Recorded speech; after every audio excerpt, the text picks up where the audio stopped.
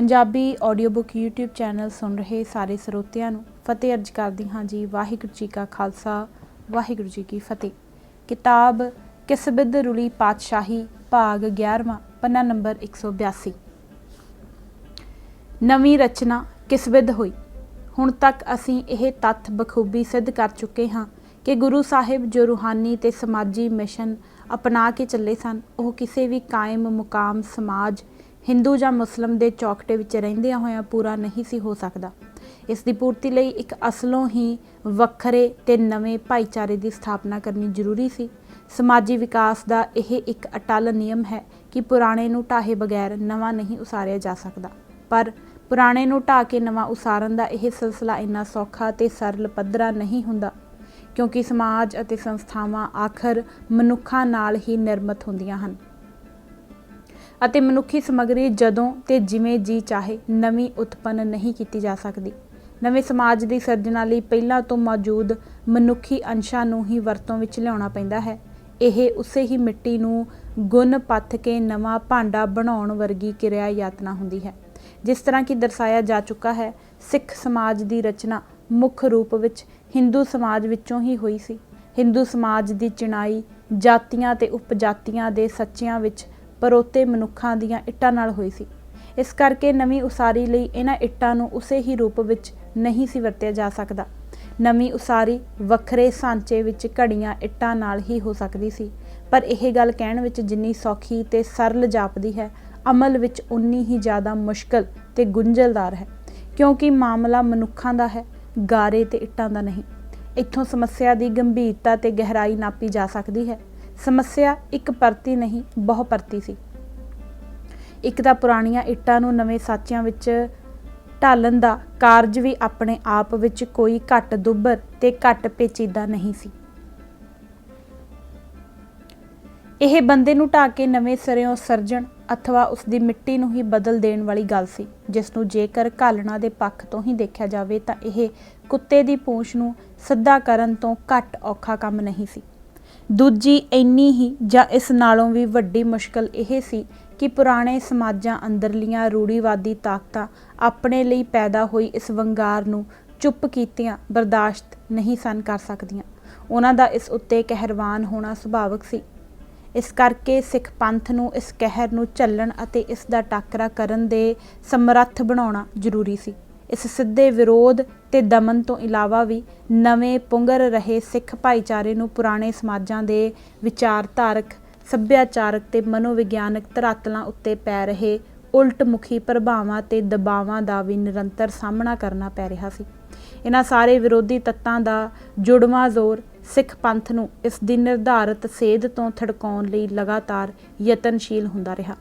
ਇੰਨੇ ਤਿੱਖੇ ਵਿਰੋਧਾਂ ਤੇ ਦਬਾਵਾਂ ਦੇ ਬਾਵਜੂਦ ਫਿਰ ਵੀ ਜੇਕਰ ਸਿੱਖ ਲਹਿਰ 250 ਸਾਲਾਂ ਤੋਂ ਵੀ ਵੱਧ ਅਰਸੇ ਤੱਕ ਆਪਣੀ ਨਿਰਧਾਰਤ ਸੇਧ ਉੱਤੇ ਅਡੋਲ ਅੱਗੇ ਵਧਣ ਵਿੱਚ ਸਫਲ ਹੋ ਸਕੀ ਤਾਂ ਇਸ ਨੂੰ ਕੋਈ ਇਤਫਾਕੀਆ ਗੱਲ ਨਹੀਂ ਕਿਹਾ ਜਾ ਸਕਦਾ। ਇਸ ਵਿੱਚ ਲੀਡਰਸ਼ਿਪ ਤੇ ਵਿਚਾਰਧਾਰਾ ਦੀ ਨਿਰਣਾਇਕ ਭੂਮਿਕਾ ਦੇ ਤੱਥ ਨੂੰ ਪਛਾਣਨਾ ਬੇਹੱਦ ਜ਼ਰੂਰੀ ਹੈ। ਗੁਰੂ ਨਾਨਕ ਸਾਹਿਬ ਨੇ ਤੀਸਰੇ ਰਾਹ ਦੀ ਮੰਜ਼ਿਲ ਤੇ ਦਿਸ਼ਾਵਾਂ ਸਾਫ਼ ਉਲੀਕ ਦਿੱਤੀਆਂ ਸਨ। ਉਹਨਾਂ ਤੋਂ ਬਾਅਦ ਅਗਲੇ ਗੁਰੂਆਂ ਨੇ ਜੋ ਵੀ ਕਦਮ ਪੁੱਟੇ ਉਹ ਮਿੱਥੀ ਹੋਈ ਮੰਜ਼ਿਲ ਦੀ ਦਿਸ਼ਾ ਵਿੱਚ ਹੀ ਪੁੱਟੇ। ਜੋ ਉਸਾਰੀ ਹੋਈ ਉਹ ਸੁਚੇਤ ਤੇ ਯੋਜਨਾਬੱਧ ਰੂਪ ਵਿੱਚ ਹੋਈ। ਹਰ ਚੀਜ਼ ਸਿਰਜੀ ਗਈ। ਕੁਝ ਵੀ ਆਪ ਮੁਹਾਰਾ ਜਾਂ ਇਤਫਾਕੀਆ ਨਹੀਂ ਵਾਪਰਿਆ।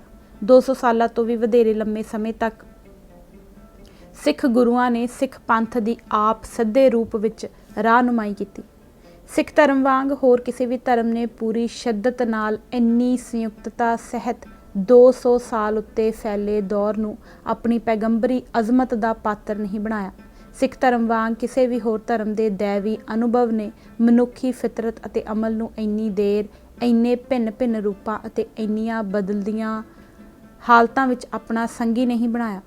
ਗੁਰੂ ਸਾਹਿਬਾਨ ਦੀ ਰਾਹਬਰੀ ਨੂੰ ਲੀਡਰਸ਼ਿਪ ਦੇ ਰਵਾਇਤੀ ਸੰਕਲਪ ਨਾਲ ਰਲਗੱਡ ਕਰਕੇ ਦੇਖਣ ਦੀ ਗਲਤੀ ਸਿੱਖ ਧਰਮ ਤੇ ਇਤਿਹਾਸ ਬਾਰੇ ਗਲਤ ਸਮਝ ਨੂੰ ਜਨਮ ਦੇਣ ਵਾਲਾ ਇੱਕ ਹੋਰ ਸੋਮਾ ਹੈ। ਗੁਰੂ ਸਾਹਿਬਾਨ ਦੀ ਰਾਹਬਰੀ ਨੂੰ ਰਿਵਾਜੀ ਸੰਸਾਰਕ ਅਰਥਾਂ ਵਿੱਚ ਵਿਵੇਕ ਜਾਂ ਪ੍ਰਤਿਭਾ ਨਾਲ ਜੋੜ ਕੇ ਦੇਖਣਾ ਜਾਂ ਇਸ ਅਨੁਸਾਰ ਅੰਕਣਾ ਦਰੁਸਤ ਨਹੀਂ ਹੈ। ਜਿਹਾ ਕਿ ਹਰਿੰਦਰ ਸਿੰਘ ਮਹਿਬੂਬ ਹੋਰਾਂ ਨੇ ਫਰਮਾਇਆ ਹੈ, ਗੁਰੂ ਪ੍ਰਤਿਭਾ ਇਲਾਹੀ ਬਰਕਤ ਨਾਲ ਚੱਲਣ ਵਾਲੀ ਪ੍ਰਤਿਭਾ ਸੀ, ਜਿਸ ਨੂੰ ਨਾ ਦੁਨਿਆਵੀ ਤਰਕ ਨਾਲ ਅੰਗਿਆ ਜਾ ਸਕਦਾ ਹੈ, ਨਾ ਸੰਸਾਰੀ ਮਿਆਰਾਂ ਨਾਲ ਮਿਣਿਆ ਜਾ ਸਕਦਾ ਹੈ। ਗੁਰੂ ਸਾਹਿਬ ਦੁਆਰਾ ਵਰਤੇ ਗਏ ਜਾਂ ਪ੍ਰਗਟਾਏ ਗਏ ਦਾਰਸ਼ਨਿਕ ਸੰਕਲਪਾਂ ਨੂੰ ਕੇਵਲ ਖਿਆਲ ਦੀਆਂ ਸੀਮਾਵਾਂ ਵਿੱਚ ਕੈਦ ਨਹੀਂ ਕੀਤਾ ਜਾ ਸਕਦਾ। ਇਹ ਸੂਖਮ ਖਿਆਲਾਂ ਨਾਲੋਂ ਇਲਾਹੀ ਬਰਕਤ ਵਧੇਰੇ ਹਨ, ਜਾਂ ਗੁਰੂ ਨਾਨਕ ਸੱਚ ਦੀ ਰਮਜ਼ ਪਹਿਲਾਂ ਹਨ, ਚਿੰਤਨ ਪਿੱਛੋਂ। ਗੁਰੂ ਸਾਹਿਬਾਨ ਦੇ ਹਰ ਕਰਮ ਉੱਤੇ ਇਲਾਹੀ ਅਮਲ ਦੀ ਨੁਹਾਰ ਹੈ। ਇਸ ਨੂੰ ਹੋਰ ਕਿਸੇ ਤਰ੍ਹਾਂ ਨਹੀਂ ਸਮਝਿਆ ਜਾ ਸਕਦਾ। ਅਖੌਤੀ ਵਿਗਿਆਨਕ ਜਾਂ ਤਰਕਸ਼ੀਲਤਾ ਦੇ ਚਸ਼ਮੇ ਉਤਾਰ ਕੇ ਹੀ ਇਸ ਨੁਹਾਰ ਦੇ ਦਰਸ਼ਨ ਦੀਦਾਰ ਸੰਭਵ ਹੋ ਸਕਦੇ ਹਨ। ਫਿਰ ਹੀ ਇਹ ਰਮਜ਼ ਸਮਝ ਪੈ ਸਕਦੀ ਹੈ ਕਿ ਗੁਰੂ ਸਾਹਿਬ ਨਾ ਰਿਵਾਜੀ ਅਰਥਾਂ ਵਿੱਚ ਸੁਧਾਰਕ ਸਨ, ਨਾ ਦੇਸ਼ ਭਗਤ ਜਾਂ ਕ੍ਰਾਂਤੀਕਾਰੀ ਸਨ, ਨਾ ਸਮਾਜ ਉਸਰੀਏ ਸਨ। ਉਹ ਇੱਕ ਬਿਲਕੁਲ ਨਿਆਰੇ ਆਤਮਕ ਨਿਜ਼ਾਮ ਦੇ ਜਨਮਦਾਤਾ ਸਨ। ਇਹ ਸੱਚ ਹੈ ਕਿ ਉਹ ਇਤਿਹਾਸ ਦੇ ਇੱਕ ਵਿਸ਼ੇਸ਼ ਦੌਰ ਅੰਦਰ ਪ੍ਰਗਟ ਹੋਏ ਅਤੇ ਉਹਨਾਂ ਇਸ ਦੌਰ ਨੂੰ ਆਪਣੀ ਪੈਗੰਬਰੀ ਅਜ਼ਮਤ ਦਾ ਪਾਤਰ ਅਥਵਾ ਆਪਣੀ ਰਚਨਾ ਦਾ ਕਰਮ ਖੇਤਰ ਬਣਾਇਆ। ਇਸ ਪੈਗੰਬਰੀ ਅਜ਼ਮਤ ਦੀ ਵਿਸ਼ੇਸ਼ਤਾ ਭਾਵ ਇਸ ਦੀ ਅਮੀਰ ਅਤੇ ਆਜ਼ਾਦ ਮੌਲਿਕਤਾ ਨੂੰ ਸਮਝ ਕੇ ਹੀ ਸਿੱਖ ਇਤਿਹਾਸ ਨੂੰ ਠੀਕ ਤਰ੍ਹਾਂ ਸਮਝਿਆ ਜਾ ਸਕਦਾ ਹੈ। ਗੁਰੂ ਸਾਹਿਬ ਦਾ ਹਰ ਸੰਕਲਪ ਨਿਆਰਾ ਸੀ। ਖਾਸ ਕਰਕੇ ਹਿੰਦੂ ਪਰੰਪਰਾ ਦਾ ਵੱਧ ਉਗੜਵਾਂ ਤੇ ਸਿੱਧਮ ਸਿੱਧਾ ਨਿਖੇਧ ਸੀ। ਇਸ ਨਿਖੇਧ ਤੋਂ ਬਿਨਾਂ ਸਿੱਖ ਧਰਮ ਦੀ ਨਿਆਰੀ ਹਸਤੀ ਵਿਕਸਿਤ ਨਹੀਂ ਸੀ ਹੋ ਸਕਣੀ, ਅਤੇ ਜੇਕਰ ਇਹ ਨਿਆਰੀ ਹਸਤੀ ਵਿਕਸਿਤ ਨਾ ਹੋਈ ਹੁੰਦੀ ਤਾਂ ਇਸ ਨੇ ਇਤਿਹਾਸ ਅੰਦਰ ਆਪਣੀ ਕੋਈ ਵਿਲੱਖਣ ਤੇ ਅਮਿੱਟ ਛਾਪ ਨਹੀਂ ਸੀ ਛੱਡ ਸਕਣੀ। ਗੁਰੂ ਨਾਨਕ ਸਾਹਿਬ ਨੇ ਸਿੱਖ ਧਰਮ ਦਾ ਹੋਰਨਾਂ ਮੱਤਾਂ ਨਾਲੋਂ, ਖਾਸ ਤੌਰ 'ਤੇ ਹਿੰਦੂ ਮੱਤ ਨਾਲੋਂ ਨਿਖੇੜਾ ਕਰਨ ਲਈ ਇਸ ਦੀਆਂ ਸਿਧਾਂਤਕ ਬੁਨਿਆਦਾਂ ਹੀ ਅਲੱਗ ਨਹੀਂ ਸਨ ਰੱਖੀਆਂ, ਉਹਨਾਂ ਨੇ ਇਹਨਾਂ ਬੁਨਿਆਦਾਂ ਦਾ ਗੁਣਾ ਵੀ ਅਲੱਗ ਰੱਖਿਆ ਸੀ। ਗੁਰੂ ਸਾਹਿਬ ਨੇ ਧਰਮ, ਜਿਵੇਂ ਕਿ ਇਸ ਨੂੰ ਹਿੰਦੂ ਭਾਰਤੀ ਪਰੰਪਰਾ ਅੰਦਰ ਸਮਝਿਆ ਜਾਂਦਾ ਸੀ, ਦੇ ਅਰਥ ਹੀ ਬਦਲ ਦਿੱਤੇ। ਮੈਕਸ ਵੈਬਰ ਅਨੁਸਾਰ ਸਿੱਖ ਗੁਰੂਆਂ ਨੇ ਧਰਮ ਦੇ ਪੁਰਾਤਨ ਵਿਚਾਰ ਨੂੰ ਇਨਕਲਾਬੀ ਅਰਥ ਦਿੱਤੇ। ਇਹ ਇੱਕ ਹੋਰ ਅਹਿਮ ਤੇ ਨਵੀਂ ਰੀਤ ਸੀ। ਸਨਾਤਨੀ ਭਾਰਤੀ ਧਾਰਮਿਕ ਪਰੰਪਰਾ ਵਿੱਚ ਧਰਮ ਇੱਕ ਬਹੁਤ ਹੀ ਲਚਕਦਾਰ ਸੰਕਲਪ ਹੈ। ਇਸ ਦੇ ਘੇਰੇ ਵਿੱਚ ਬਹੁਤ ਸਾਰੀਆਂ ਮਾਨਵੀ ਸਰਗਰਮੀਆਂ ਆ ਜਾਂਦੀਆਂ ਹਨ, ਜਿਸ ਵਿੱਚ ਧਾਰਮਿਕ ਕਰਮਕਾਂਡੀ ਤੇ ਰੋਜ਼ਮर्रा ਜੀਵਨ ਦੇ ਛੋਟੇ-ਛੋਟੇ ਵਰਤ ਵਿਹਾਰ ਵੀ ਸ਼ਾਮਲ ਹਨ। ਹਿੰਦੂ ਧਰਮ ਅੰਦਰ ਸਰਵ ਲਾਗੂ ਨੈਤਿਕ ਨਿਜ਼ਾਮ ਵਰਗੀ ਕੋਈ ਚੀਜ਼ ਨਹੀਂ ਸੀ। ਜੋ ਨੈਤਿਕ ਨਿਜ਼ਾਮ ਸੀ ਉਹ ਖੁੱਲ੍ਹੇ ਰੂਪ ਵਿੱਚ ਉੱਚੀਆਂ ਜਾਤਾਂ, ਖਾਸ ਤੌਰ 'ਤੇ ਬ੍ਰਾਹਮਣ ਵਰਗ ਦੇ ਹਿੱਤਾਂ ਦੀ ਰਾਖੀ ਤੇ ਤਰਜਮਾਨੀ ਕਰਦਾ ਸੀ।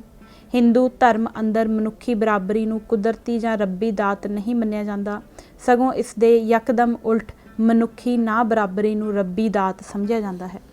ਹਿੰਦੂ ਧਰਮ ਗ੍ਰੰਥ ਸਰਬ ਸਾਂਝੇ ਗ੍ਰੰਥ ਨਹੀਂ ਹਨ। ਇਹ ਇੱਕ ਉਚੇਚੇ ਵਰਗ ਬ੍ਰਾਹਮਣ ਦੇ ਗ੍ਰੰਥ ਹਨ, ਜੋ ਉਸ ਵਰਗ ਦੀ ਹੀ ਉਚੇਚੀ ਭਾਸ਼ਾ ਵਿੱਚ ਲਿਖੇ ਗਏ ਹਨ ਅਤੇ ਉਸ ਦੇ ਹੀ ਵਿਸ਼ੇਸ਼ ਹਿੱਤਾਂ ਦੀ ਰਾਖੀ ਤੇ ਪੈਰਵਾਈ ਕਰਦੇ ਹਨ। ਇਹ ਬ੍ਰਾਹਮਣ ਵਰਗ ਦੇ ਉਚੇਚੇ ਅਧਿਕਾਰਾਂ ਉੱਤੇ ਦੈਵੀ ਪ੍ਰਵਾਨਗੀ ਦੀ ਮੋਹਰ ਲਾਉਂਦੇ ਹਨ। ਹਿੰਦੂ ਸਮਾਜ ਦੀ ਵੱਡੀ ਗਿਣਤੀ ਸ਼ੂਦਰਾਂ ਦਾ ਨਾ ਸਿਰਫ ਆਪਣਾ ਕੋਈ ਗ੍ਰੰਥ ਹੀ ਹੈ, ਸਗੋਂ ਉਹਨਾਂ ਨੂੰ ਹੋਰਨਾਂ ਬ੍ਰਾਹਮਣਾਂ ਦੇ ਗ੍ਰੰਥ ਪੜ੍ਹਨ ਤੇ ਸੁਣਨ ਦੇ ਹੱਕਾਂ ਤੋਂ ਵੀ ਮਹਿਰੂਮ ਰੱਖਿਆ ਗਿਆ ਹੈ। ਭਾਵ ਉਹਨਾਂ ਨੂੰ ਹਿੰਦੂ ਸਮਾਜ ਅੰਦਰ ਬਰਾਬਰ ਦਾ ਅੰਗ ਤਸਲੀਮ ਨਹੀਂ ਕੀਤਾ ਗਿਆ। ਹਿੰਦੂ ਸਮਾਜ ਅੰਦਰ ਉਹਨਾਂ ਦੀ ਹੈਸੀਅਤ ਦਾਸਾਂ ਵਾਲੀ ਅਤੇ ਕੁਝ ਪੱਖਾਂ ਤੋਂ ਤਾਂ ਦਾਸਾਂ ਨਾਲੋਂ ਵੀ ਬੱਤਰ ਹੈ। ਹਿੰਦੂ ਧਾਰਮਿਕ ਗ੍ਰੰਥਾਂ ਦੀ ਇਹ ਧਾਰਨਾ ਹੈ ਕਿ ਵਰਨ ਆਸ਼ਰਮ ਧਰਮ ਦੇ ਅਸੂਲ ਉੱਤੇ ਆਧਾਰਿਤ ਸਮਾਜੀ ਪ੍ਰਥਾ ਸ੍ਰਿਸ਼ਟੀ ਦੇ ਨਿਜ਼ਾਮ ਦੇ ਅਨੁਕੂਲ ਹੈ ਅਤੇ ਸ੍ਰਿਸ਼ਟੀ ਦੇ ਇਸ ਸੰਤੁਲਨ ਨੂੰ ਬਣਾਈ ਰੱਖਣਾ ਹਰ ਇੱਕ ਦਾ ਧਾਰਮਿਕ ਫਰਜ਼ ਹੈ। ਇਸ ਤਰ੍ਹਾਂ ਹਿੰਦੂ ਸਨਾਤਨੀ ਧਰਮ ਮਨੁੱਖੀ ਅਧਿਕਾਰਾਂ ਦੇ ਕਿਸੇ ਵੀ ਵਿਚਾਰ ਦੇ ਜਨਮ ਅਤੇ ਵਿਕਾਸ ਦੇ ਰਾਹ ਨੂੰ ਮੋਂਦਾ ਲਾਉਂਦਾ ਸੀ ਅਤੇ ਇਸ ਦਾ ਮੁੱਖ ਜ਼ੋਰ ਵਰਨ ਆਸ਼ਰਮ ਧਰਮ ਅਥਵਾ ਜਾਤ-ਪਾਤੀ ਪ੍ਰਬੰਧ ਨੂੰ ਸਥਾਪਿਤ ਕਰਨ ਤੇ ਇਸ ਦੀ ਹਿਫਾਜ਼ਤ ਕਰਨ ਉੱਤੇ ਲੱਗਾ ਹੋਇਆ ਸੀ। ਬੁੱਧ ਧਰਮ ਨੇ ਜਨਮ ਅਤੇ ਜਾਤ ਤੇ ਆਧਾਰਿਤ ਰੂੜੀਵਾਦੀ ਕਦਰਾਂ ਕੀਮਤਾਂ ਦੇ ਮੁਕਾਬਲੇ ਵਿੱਚ ਨੈਤਿਕ ਸਦਾਚਾਰ ਦੀ ਮਹੱਤਤਾ ਨੂੰ ਉਭਾਰਿਆ, ਪਰ ਬੁੱਧ ਮਤ ਜੀਵਨ ਨੂੰ ਦੁੱਖਾਂ ਦਾ ਘਰ ਸਮਝਦਾ ਸੀ। ਬੁੱਧ ਮਤ ਸਪਸ਼ਟ ਰੂਪ ਵਿੱਚ ਦੁਨੀਆ ਦੇ ਤਿਆਗ ਅਤੇ ਅਹਿੰਸਾ ਦੇ ਸਿਧਾਂਤ ਨਾਲ ਬੱਝਾ ਹੋਇਆ ਸੀ। ਇਸ ਤੋਂ ਇਲਾਵਾ ਬੁੱਧ ਮਤ ਮੱਠਾਂ ਵਿੱਚ ਜ਼ਿੰਦਗੀ ਬਿਤਾਉਣ ਦੀ ਮੱਤ ਦਿੰਦਾ ਸੀ। ਇਸ ਕਰਕੇ ਬੁੱਧ ਧਰਮ ਆਮ ਹਿੰਦੂ ਸਮਾਜ ਉੱਤੇ ਮਾਮੂਲੀ ਤੇ ਅਸਥਾਈ ਅਸਰ ਹੀ ਪਾ ਸਕਿਆ, ਪਰ ਸਿੱਖ ਗੁਰੂਆਂ ਲਈ ਧਰਮ ਦੇ ਅਰਥ ਬਿਲਕੁਲ ਨਵੇਂ ਸਨ।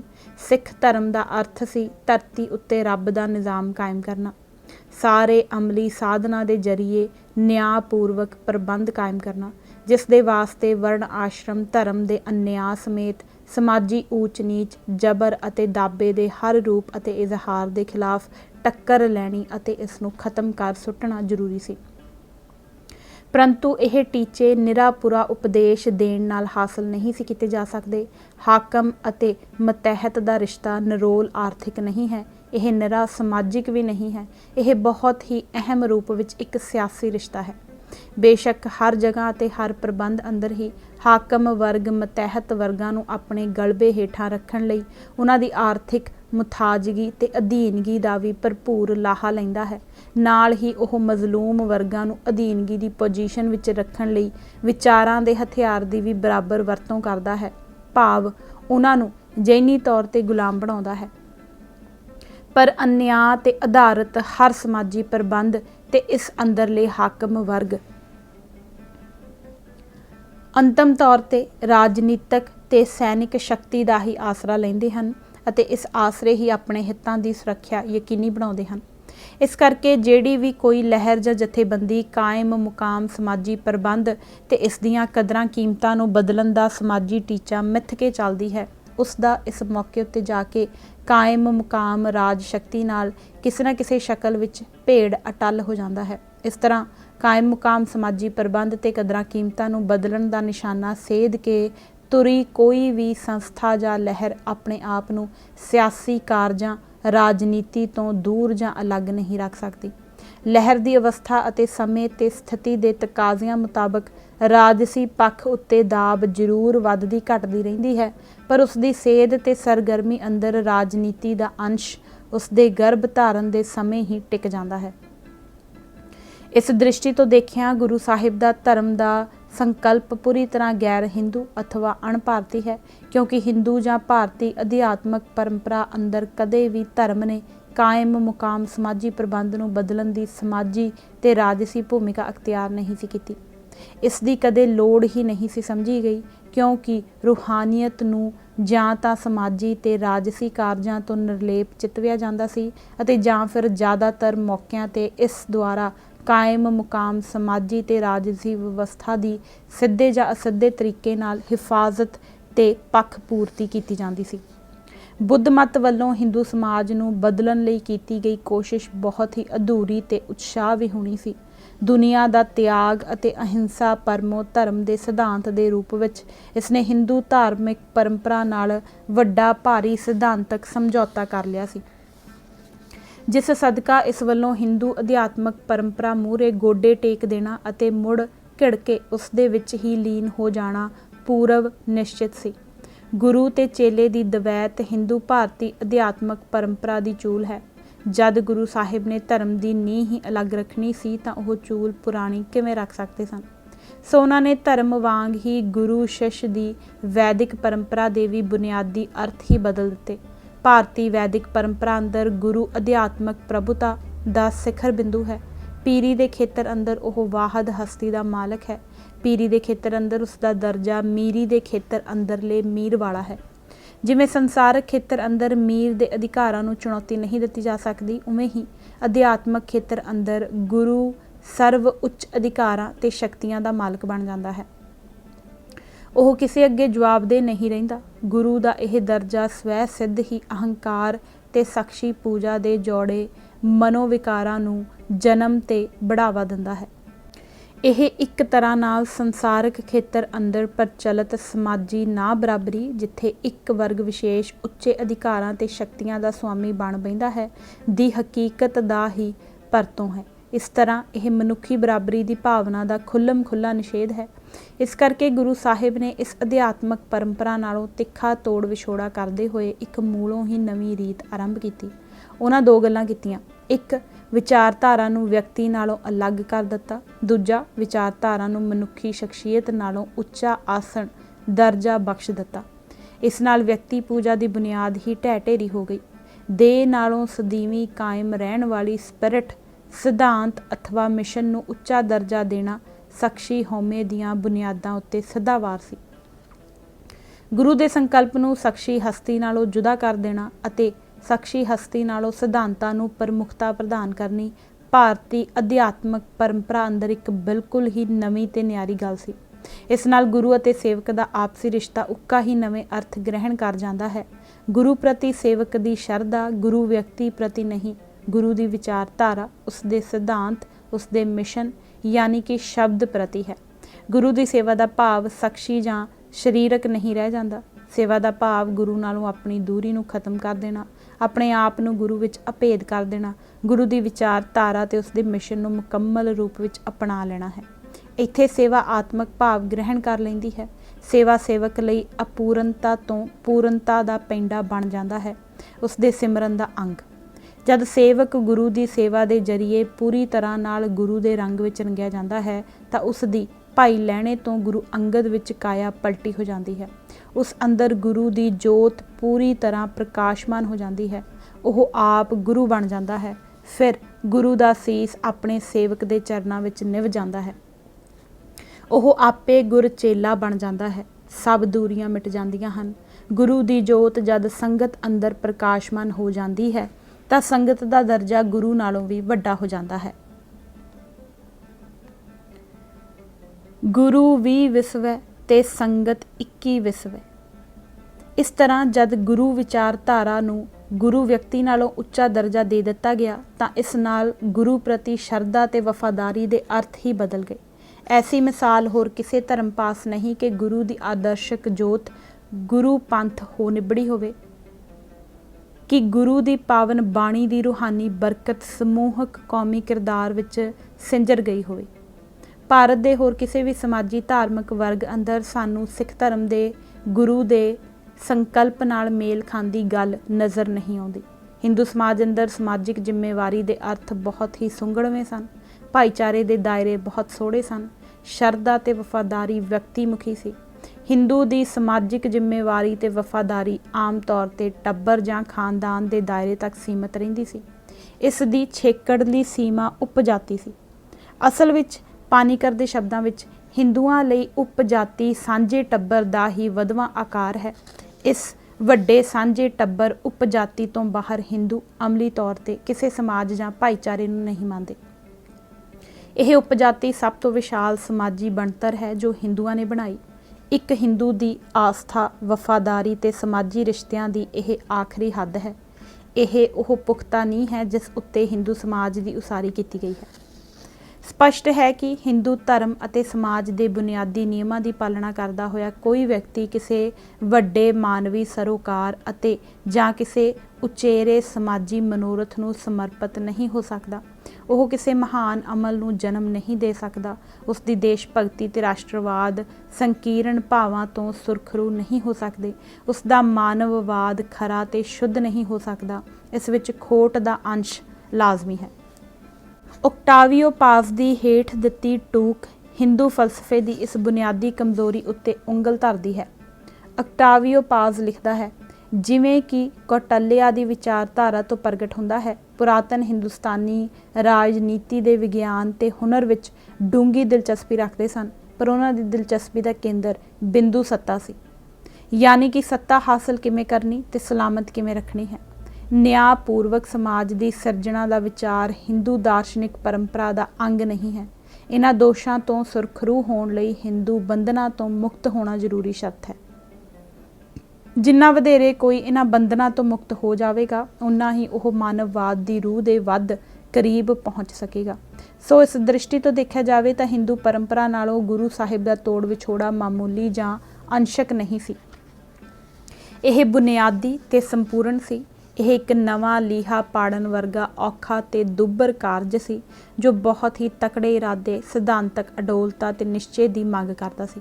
मामूली जही भी सिद्धांतक ढिल जां उकाई सिख लहर नूं सही दिशा ते निशाने तो थड़का सकती सी।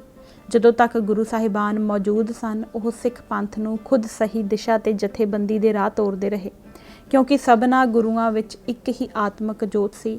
इस करके गुरु काल दौरान तां सिख पंथ द्वारा सेध तो थड़कण का सवाल ही पैदा नहीं सी हुंदा, पर गुरु साहिबान ने अपने ही समय दौरान पंथ नूं अपनी अगवाई आप करन दे समर्थ बनाउण लई चेतन पੱਧਰ ते लगातार कोशिशां जारी रखियां। उन्होंने 200 साल अंदर पंथ नूं अजिही पाण चढ़ दित्ती सी कि गुरु साहिबान की गैर हाज़री विच भी अद्धी सदी तो भी वधेरे समय तक सिख लहर रस्ते दीआं अनेक रुकावटां ते मुश्किलां दे बावजूद गुरुआं वल्लों निर्धारित कीती मार्ग सेध ते अडोल अगे वधदी रही। ਮੈਕਾਲਿਫ ਇਸ ਗੱਲੋਂ ਬੇਹੱਦ ਪ੍ਰਭਾਵਿਤ ਹੋਇਆ ਕਿ ਲਗਭਗ ਪੌਣੇ 3 ਸਦੀਆਂ 1486 ਤੋਂ 1764 ਤੱਕ ਫੈਲੇ ਹੋਏ ਕਾਲ ਅੰਦਰ ਸਿੱਖ ਲਹਿਰ ਦੇ ਸਮਾਜੀ ਮਨੋਰਥਾਂ ਵਿੱਚ ਇੱਕ ਵੀ ਤਬਦੀਲੀ ਜਾਂ ਹੇਰ-ਫੇਰ ਬਰਦਾਸ਼ਤ ਨਹੀਂ ਕੀਤਾ ਗਿਆ। ਇਸ ਸਮੇਂ ਦੌਰਾਨ ਅਜਿਹੀ ਇੱਕ ਵੀ ਉਦਾਹਰਣ ਨਹੀਂ ਮਿਲਦੀ ਜਦ ਸਿੱਖ ਪੰਥ ਅੰਦਰ ਕਿਸੇ ਨੂੰ ਉਸ ਦੀ ਨੀਵੀਂ ਜਾਤ ਕਰਕੇ ਜਾਂ ਉਸ ਦੇ ਨੀਵੇਂ ਆਰਥਿਕ ਜਾਂ ਸਮਾਜੀ ਰੁਤਬੇ ਦੀ ਵਜ੍ਹਾ ਕਰਕੇ ਹੀਣਾ ਸਮਝਿਆ ਜਾਂ ਦਿਖਾਇਆ ਗਿਆ ਹੋਵੇ ਅਤੇ ਜਾਂ ਕਿਸੇ ਵੀ ਰੂਪ ਵਿੱਚ ਉਸ ਦੇ ਸਵੈ-ਮਾਣ ਨੂੰ ਚੋਟ ਪਹੁੰਚਾਈ ਗਈ ਹੋਵੇ। ਮਨੁੱਖੀ ਬਰਾਬਰੀ ਦੀ ਅਜਿਹੀ ਸਪਿਰਿਟ ਦਾ ਦਿਖਾਵਾ ਦੁਨੀਆ ਦੇ ਇਤਿਹਾਸ ਅੰਦਰ ਹੋਰ ਕਿਤੇ ਨਹੀਂ ਹੋਇਆ। ਮੰਨੀਆਂ ਪ੍ਰਮੰਨੀਆਂ ਆਦਰਸ਼ਵਾਦੀ ਲਹਿਰਾਂ ਵੀ ਥੋੜ੍ਹਾ ਚਿਰ ਜਲੌ ਦਿਖਾਉਣ ਤੋਂ ਬਾਅਦ ਝੱਟ ਛੇਤੀ ਪਤਨ ਦਾ ਸ਼ਿਕਾਰ ਹੋ ਜਾਂਦੀਆਂ ਰਹੀਆਂ ਹਨ। ਸਿੱਖ ਲਹਿਰ ਦੀ ਇਸ ਗੌਰਵਸ਼ਾਲੀ ਕਾਮਯਾਬੀ ਦਾ ਰਹੱਸ ਗੁਰੂ ਸਾਹਿਬਾਨ ਦੁਆਰਾ ਲਗਾਤਾਰ 200 ਸਾਲਾਂ ਤੱਕ ਪੰਥ ਨੂੰ ਦਿੱਤੀ ਵਿਚਾਰਧਾਰਕ ਅਤੇ ਜਥੇਬੰਦਕ ਅਗਵਾਈ ਦੀ ਵਿਚਿੱਤਰਤਾ ਅੰਦਰ ਛੁਪਿਆ ਹੋਇਆ ਹੈ। ਇਸ ਨੁਕਤੇ ਨੂੰ ਸਮਝਣ ਲਈ ਇੱਥੇ ਗੁਰੂ ਸਾਹਿਬਾਨ ਦੁਆਰਾ ਸਿੱਖ ਸਮਾਜ ਦੀ ਉਸਾਰੀ ਲਈ ਅਪਣਾਈ ਅਦੁੱਤੀ ਸਿਧਾਂਤਕ ਪਹੁੰਚ ਅਤੇ ਜਥੇਬੰਦਕ ਜੁਗਤ ਦੇ ਪ੍ਰਮੁੱਖ ਨਕਸ਼ਾਂ ਨੂੰ ਚਿਤਾਰਨਾ ਜ਼ਰੂਰੀ ਹੋ ਜਾਂਦਾ ਹੈ। ਰਚਨਾ ਕਿਸਬਿਦ ਹੋਈ। ਵੱਖਰੇ ਸਿੱਖ ਭਾਈਚਾਰੇ ਦੀਆਂ ਬੁਨਿਆਦਾਂ ਗੁਰੂ ਨਾਨਕ ਸਾਹਿਬ ਨੇ ਹੀ ਰੱਖ ਦਿੱਤੀਆਂ ਸਨ। ਉਹਨਾਂ ਨੇ ਇੱਕ ਨਵੀਂ ਕਿਸਮ ਦੀ ਸੰਗਤ ਸਿਰਜੀ ਜੋ ਸਮਕਾਲੀ ਹਿੰਦੂ ਅਤੇ ਮੁਸਲਿਮ ਸਮਾਜਾਂ ਨਾਲੋਂ ਮੂਲ ਰੂਪ ਵਿੱਚ ਹੀ ਭਿੰਨ ਸੀ। ਉਹਨਾਂ ਨੇ ਅਜਿਹੇ ਗੁਰਮੁਖ ਪੈਦਾ ਕੀਤੇ ਜੋ ਗੁਰੂ ਸਾਹਿਬ ਦੇ ਮਿਸ਼ਨ ਨਾਲ ਓਤ-ਪੋਤ ਸਨ, ਜੋ ਨਿਰਭੈ ਅਤੇ ਨਿਰਵੈਰ ਸਨ, ਜੋ ਆਪਸ ਵਿੱਚ ਗੁਰ ਭਾਈ ਸਨ। ਕੋਈ ਉੱਚਾ ਨਹੀਂ, ਕੋਈ ਨੀਵਾਂ ਨਹੀਂ, ਕੋਈ ਜ਼ੋਰਾਵਰ ਨਹੀਂ, ਕੋਈ ਨਿਤਾਣਾ ਨਹੀਂ, ਕੋਈ ਮਲੇਸ਼ ਨਹੀਂ, ਕੋਈ ਕਾਫਰ ਨਹੀਂ, ਕੋਈ ਕਬੀਰ ਪੰਥੀਆ ਨਹੀਂ, ਕੋਈ ਰਵਿਦਾਸੀਆ ਨਹੀਂ, ਬਸ ਸਿੱਖ ਹੈ ਜਿਨ੍ਹਾਂ ਦੇ ਆਦਰਸ਼ ਸਾਂਝੇ ਸਨ, ਭਾਵ ਸਾਂਝੇ ਸਨ। ਇਸ ਸੰਗਤ ਦੇ ਦਰ ਸਾਰਿਆਂ ਲਈ ਖੁੱਲ੍ਹੇ ਸਨ, ਪਰ ਇਹ ਚੌਪਟ ਨਹੀਂ ਸਨ। ਭਾਵ ਇਹ ਕਿ ਜਿੱਥੇ ਰੰਗ, ਨਸਲ, ਜਾਤ ਅਤੇ ਧਰਮ ਦਾ ਕੋਈ ਭੇਦਭਾਵ ਨਹੀਂ ਸੀ, ਉੱਥੇ ਵਿਚਾਰਧਾਰਾ ਵਿੱਚ ਕੋਈ ਛੋਟ ਨਹੀਂ ਸੀ। ਜੋ ਗੁਰਮੁਖ ਨਹੀਂ ਸੀ, ਭਾਵ ਜੋ ਇੱਕ ਓਂਕਾਰ ਦੇ ਫਲਸਫੇ ਨਾਲ ਸਹਿਮਤ ਨਹੀਂ ਸੀ, ਜੋ ਅਨੇਕ ਰੱਬਾਂ ਵਿੱਚ ਵਿਸ਼ਵਾਸ ਰੱਖਦਾ ਸੀ ਅਤੇ ਜਿਸ ਦੇ ਮਨ ਵਿੱਚ ਜਾਤ ਹੰਕਾਰ ਦੀ ਭਾਵਨਾ ਦਾ ਚੋਰ ਬੈਠਾ ਹੋਇਆ ਸੀ, ਉਹ ਗੁਰਮੁਖਾਂ ਦੀ ਇਸ ਸੰਗਤ ਵਿੱਚ ਸ਼ਾਮਲ ਨਹੀਂ ਸੀ ਹੋ ਸਕਦਾ। ਇਸ ਸੰਗਤ ਵਿੱਚ ਅਮੀਰ ਗਰੀਬ, ਰਾਜੇ ਰੰਕ, ਖੱਤਰੀ ਸ਼ੂਦਰ ਸਭ ਇੱਕੋ ਜਗ੍ਹਾ ਬੈਠਦੇ ਸਨ। ਸਭ ਦਾ ਰੁਤਬਾ ਬਰਾਬਰ ਸੀ। ਜਾਤ ਪਾਤ, ਛੂਤ ਛਾਤ ਅਤੇ ਊਚ ਨੀਚ ਦੀ ਭਾਵਨਾ ਨਾਲ ਗ੍ਰਸਤ ਹੋਏ ਹਿੰਦੂ ਸਮਾਜ ਲਈ ਇਹ ਇੱਕ ਬਿਲਕੁਲ ਹੀ ਨਵੀਂ ਤੇ ਓਪਰੀ ਗੱਲ ਸੀ। ਇਸ ਸੰਗਤ ਦੇ ਜੁੜ ਬੈਠਣ ਵਾਲੀ ਜਗ੍ਹਾ ਨੂੰ ਗੁਰੂ ਸਾਹਿਬ ਨੇ ਧਰਮਸ਼ਾਲਾ ਦਾ ਨਾਮ ਦਿੱਤਾ, ਜਿੱਥੇ ਕੀਰਤਨ ਦੇ ਜ਼ਰੀਏ ਰੂਹਾਨੀ ਆਨੰਦ ਦਾ ਰਸ ਮਾਣਿਆ ਜਾਂਦਾ ਸੀ। ਇਸ ਨਾਲ ਸਿਰਫ ਹਿਰਦੇ ਹੀ ਸ਼ੁੱਧ ਨਹੀਂ ਹੁੰਦੇ ਸਨ, ਸੰਗਤ ਵਿੱਚ ਸ਼ਾਮਲ ਲੋਕਾਂ ਵਿਚਕਾਰ ਆਪਸੀ ਭਾਈਚਾਰੇ ਦੀ ਭਾਵਨਾ ਵੀ ਪ੍ਰਫੁੱਲਤ ਹੁੰਦੀ ਸੀ। ਸੰਗਤ ਵਿੱਚ ਹਾਜ਼ਰ ਵਿਅਕਤੀ ਸ਼ਬਦ ਗਾਉਂਦੇ ਜਾਂ ਫਿਰ ਸਿਰਫ ਸਰਵਣ ਕਰਦੇ ਸਨ। ਇਸ ਨਾਲ ਉਹਨਾਂ ਦਰਮਿਆਨ ਇੱਕ ਜਜ਼ਬਾਤੀ ਸਾਂਝ ਪੈਦਾ ਹੁੰਦੀ ਸੀ। ਜਿਸ ਦੇਸ਼ ਵਿੱਚ ਜਾਤ ਪਾਤ ਦੀ ਨਿੰਦ ਵਿਚਾਰ ਕੁਝ ਮਨੁੱਖਾਂ ਨੂੰ ਅਛੂਤ ਕਰਾਰ ਦੇਣ ਦੇ ਦਰਜੇ ਤੱਕ ਅੱਪੜ ਚੁੱਕੀ ਹੋਈ ਸੀ, ਉੱਥੇ ਕੀਰਤਨ ਨੇ ਇੱਕ ਸਮਾਜਿਕ ਭਾਈਚਾਰੇ ਦੀ ਸਿਰਜਣਾ ਵਿੱਚ ਵੀ ਹੱਥ ਵਟਾਇਆ। ਇਸ ਤਰ੍ਹਾਂ ਇਹ ਪਹਿਲਾ ਜਥੇਬੰਦਕ ਕਦਮ ਸੀ ਜੋ ਸਤਿਗੁਰਾਂ ਨੇ ਸਿੱਖਾਂ ਨੂੰ ਇੱਕ ਭਾਈਚਾਰੇ ਦੇ ਸੂਤਰ ਵਿੱਚ ਪਰੋਣ ਲਈ ਚੁੱਕਿਆ। ਹਿੰਦੂ ਸਮਾਜ ਅੰਦਰ ਖਾਣ ਪੀਣ ਦੇ ਮਾਮਲੇ ਵਿੱਚ ਜਾਤ ਪਾਤੀ ਭੇਦਭਾਵ ਦਾ ਬਹੁਤ ਗੂੜਾ ਤੇ ਕਰੂਪ ਪ੍ਰਗਟਾਵਾ ਕੀਤਾ ਜਾਂਦਾ ਸੀ। ਸੁੱਚ ਭਿੱਟ ਦੀ ਨਿੰਦ ਵਿਚਾਰ ਉੱਚ ਜਾਤੀਆਂ ਵਿੱਚ ਮਨੋਰੋਗ ਦੇ ਦਰਜੇ ਤੱਕ ਪਹੁੰਚੀ ਹੋਈ ਸੀ। ਖਾਣਾ ਬਣਾਉਣ ਤੋਂ ਲੈ ਕੇ ਖਾਣ ਤੱਕ ਸਮੁੱਚੀ ਕਿਰਿਆ ਅੰਦਰ ਨੀਵੀਆਂ ਜਾਤੀਆਂ ਦੇ ਲੋਕਾਂ ਦੀ ਸ਼ਮੂਲੀਅਤ ਪੂਰੀ ਤਰ੍ਹਾਂ ਨਾਲ ਵਰਜਿਤ ਸੀ। ਉਹਨਾਂ ਦਾ ਕਿਸੇ ਵੀ ਰੂਪ ਵਿੱਚ ਸਪਰਸ਼ ਬਰਦਾਸ਼ਤ ਨਹੀਂ ਸੀ ਕੀਤਾ ਜਾਂਦਾ। ਬ੍ਰਾਹਮਣਾਂ ਦੇ ਚੌਂਕਿਆਂ ਉੱਤੇ ਤਾਂ ਨੀਵੀਆਂ ਜਾਤੀਆਂ ਦਾ ਪਰਛਾਵਾਂ ਤੱਕ ਨਹੀਂ ਸੀ ਪੈਣ ਦਿੱਤਾ ਜਾਂਦਾ। ਗੁਰੂ ਸਾਹਿਬ ਨੇ ਇਸ ਜਾਤ ਪਾਤੀ ਰੀਤ ਦੇ ਇੱਕਦਮ ਉਲਟ ਸਾਂਝੇ ਲੰਗਰ ਦੀ ਪ੍ਰਥਾ ਸ਼ੁਰੂ ਕਰ ਦਿੱਤੀ। ਸਾਂਝੇ ਲੰਗਰ ਅੰਦਰ ਸਾਰੀਆਂ ਜਾਤਾਂ ਦੇ ਲੋਕਾਂ ਦੁਆਰਾ ਲਿਆਂਦੀ ਸਮੱਗਰੀ ਇੱਕੋ ਜਗ੍ਹਾ ਇਕੱਠੀ ਕੀਤੀ ਜਾਂਦੀ ਸੀ। ਲੰਗਰ ਸਾਰੀਆਂ ਜਾਤਾਂ ਦੇ ਲੋਕਾਂ ਵੱਲੋਂ ਰਲ ਕੇ ਤਿਆਰ ਕੀਤਾ ਤੇ ਵਰਤਾਇਆ ਜਾਂਦਾ ਸੀ। ਸਾਰੀਆਂ ਹੀ ਜਾਤਾਂ ਦੇ ਲੋਕ ਇੱਕੋ ਪੰਗਤ ਵਿੱਚ ਬੈਠ ਕੇ ਭੋਜਨ ਛਕਦੇ ਸਨ। ਇਸ ਨਾਲ ਬਰਾਬਰੀ ਦੀ ਭਾਵਨਾ ਦਾ ਦਰਜਾ ਹੋਰ ਉੱਚਾ ਹੋ ਗਿਆ। ਗੁਰੂ ਨਾਨਕ ਸਾਹਿਬ ਵੱਲੋਂ ਸ਼ੁਰੂ ਕੀਤੀ ਗਈ ਇਸ ਰੀਤ ਨੂੰ ਜਾਤ ਪਾਤ ਦੇ ਖਾਤਮੇ ਦੇ ਸੁਧਾਰਵਾਦੀ ਮਨੋਰਥ ਤੱਕ ਸੀਮਿਤ ਨਹੀਂ ਕੀਤਾ ਜਾ ਸਕਦਾ, ਜਿਸ ਤਰ੍ਹਾਂ ਕਿ ਆਮ ਹੀ ਕੀਤਾ ਜਾਂਦਾ ਹੈ। ਗੁਰੂ ਸਾਹਿਬ ਨੇ ਜਾਤ ਪਾਤ ਦੇ ਖਾਤਮੇ ਨੂੰ ਇੱਕ ਸਮਾਜ ਸੁਧਾਰ ਦੇ ਕਦਮ ਵਜੋਂ ਨਹੀਂ ਸੀ ਲਿਆ। ਗੁਰੂ ਨਾਨਕ ਇੱਕ ਸੁਧਾਰਕ ਨਹੀਂ ਸੀ। ਅਸੀਂ ਜਾਣਦੇ ਹਾਂ ਕਿ ਉਹ ਕੋਈ ਹਿੰਦੂ ਨਹੀਂ ਸੀ ਜਿਸ ਨੇ ਹਿੰਦੂ ਸਮਾਜ ਵਿੱਚ ਸੁਧਾਰ ਲਿਆਉਣ ਲਈ ਲੋਕਾਂ ਅੱਗੇ ਹਿੰਦੂ ਗ੍ਰੰਥਾਂ ਦੇ ਵਾਸਤੇ ਪਾਏ ਹੋਣ। ਅਸੀਂ ਜਾਣਦੇ ਹਾਂ ਕਿ ਉਹ ਕੋਈ ਮੁਸਲਮਾਨ ਨਹੀਂ ਸੀ ਜਿਸ ਨੇ ਮੁਸਲਿਮ ਸਮਾਜ ਵਿੱਚੋਂ ਬੁਰਾਈਆਂ ਦਾ ਖਾਤਮਾ ਕਰਨ ਲਈ ਕੁਰਾਨ ਦੀ ਟੇਕ ਲਈ ਹੋਵੇ। ਗੁਰੂ ਨਾਨਕ ਸਾਹਿਬ ਦਾ ਮਨੋਰਥ ਜੇਕਰ ਹਿੰਦੂ ਸਮਾਜ ਅੰਦਰੋਂ ਬੁਰਾਈਆਂ ਦੇ ਖਾਤਮੇ ਦੇ ਸੁਧਾਰਵਾਦੀ ਪ੍ਰੋਗਰਾਮ ਤੱਕ ਹੀ ਸੀਮਿਤ ਹੁੰਦਾ ਤਾਂ ਉਹਨਾਂ ਨੂੰ ਇਹਨਾਂ ਬੁਰਾਈਆਂ ਦੀਆਂ ਦਾਰਸ਼ਨਿਕ ਧਾਰਮਿਕ ਬੁਨਿਆਦਾਂ ਉੱਤੇ ਚੋਟ ਕਰਨ ਦੀ ਲੋੜ ਨਹੀਂ ਸੀ ਪੈਣੀ, ਜਿਸ ਤਰ੍ਹਾਂ ਕਿ ਉਹਨਾਂ ਦੇ ਸਮਕਾਲੀ ਅਤੇ ਮਗਰਲੇ ਹਿੰਦੂ ਸੁਧਾਰਕਾਂ ਨੇ ਕੀਤਾ।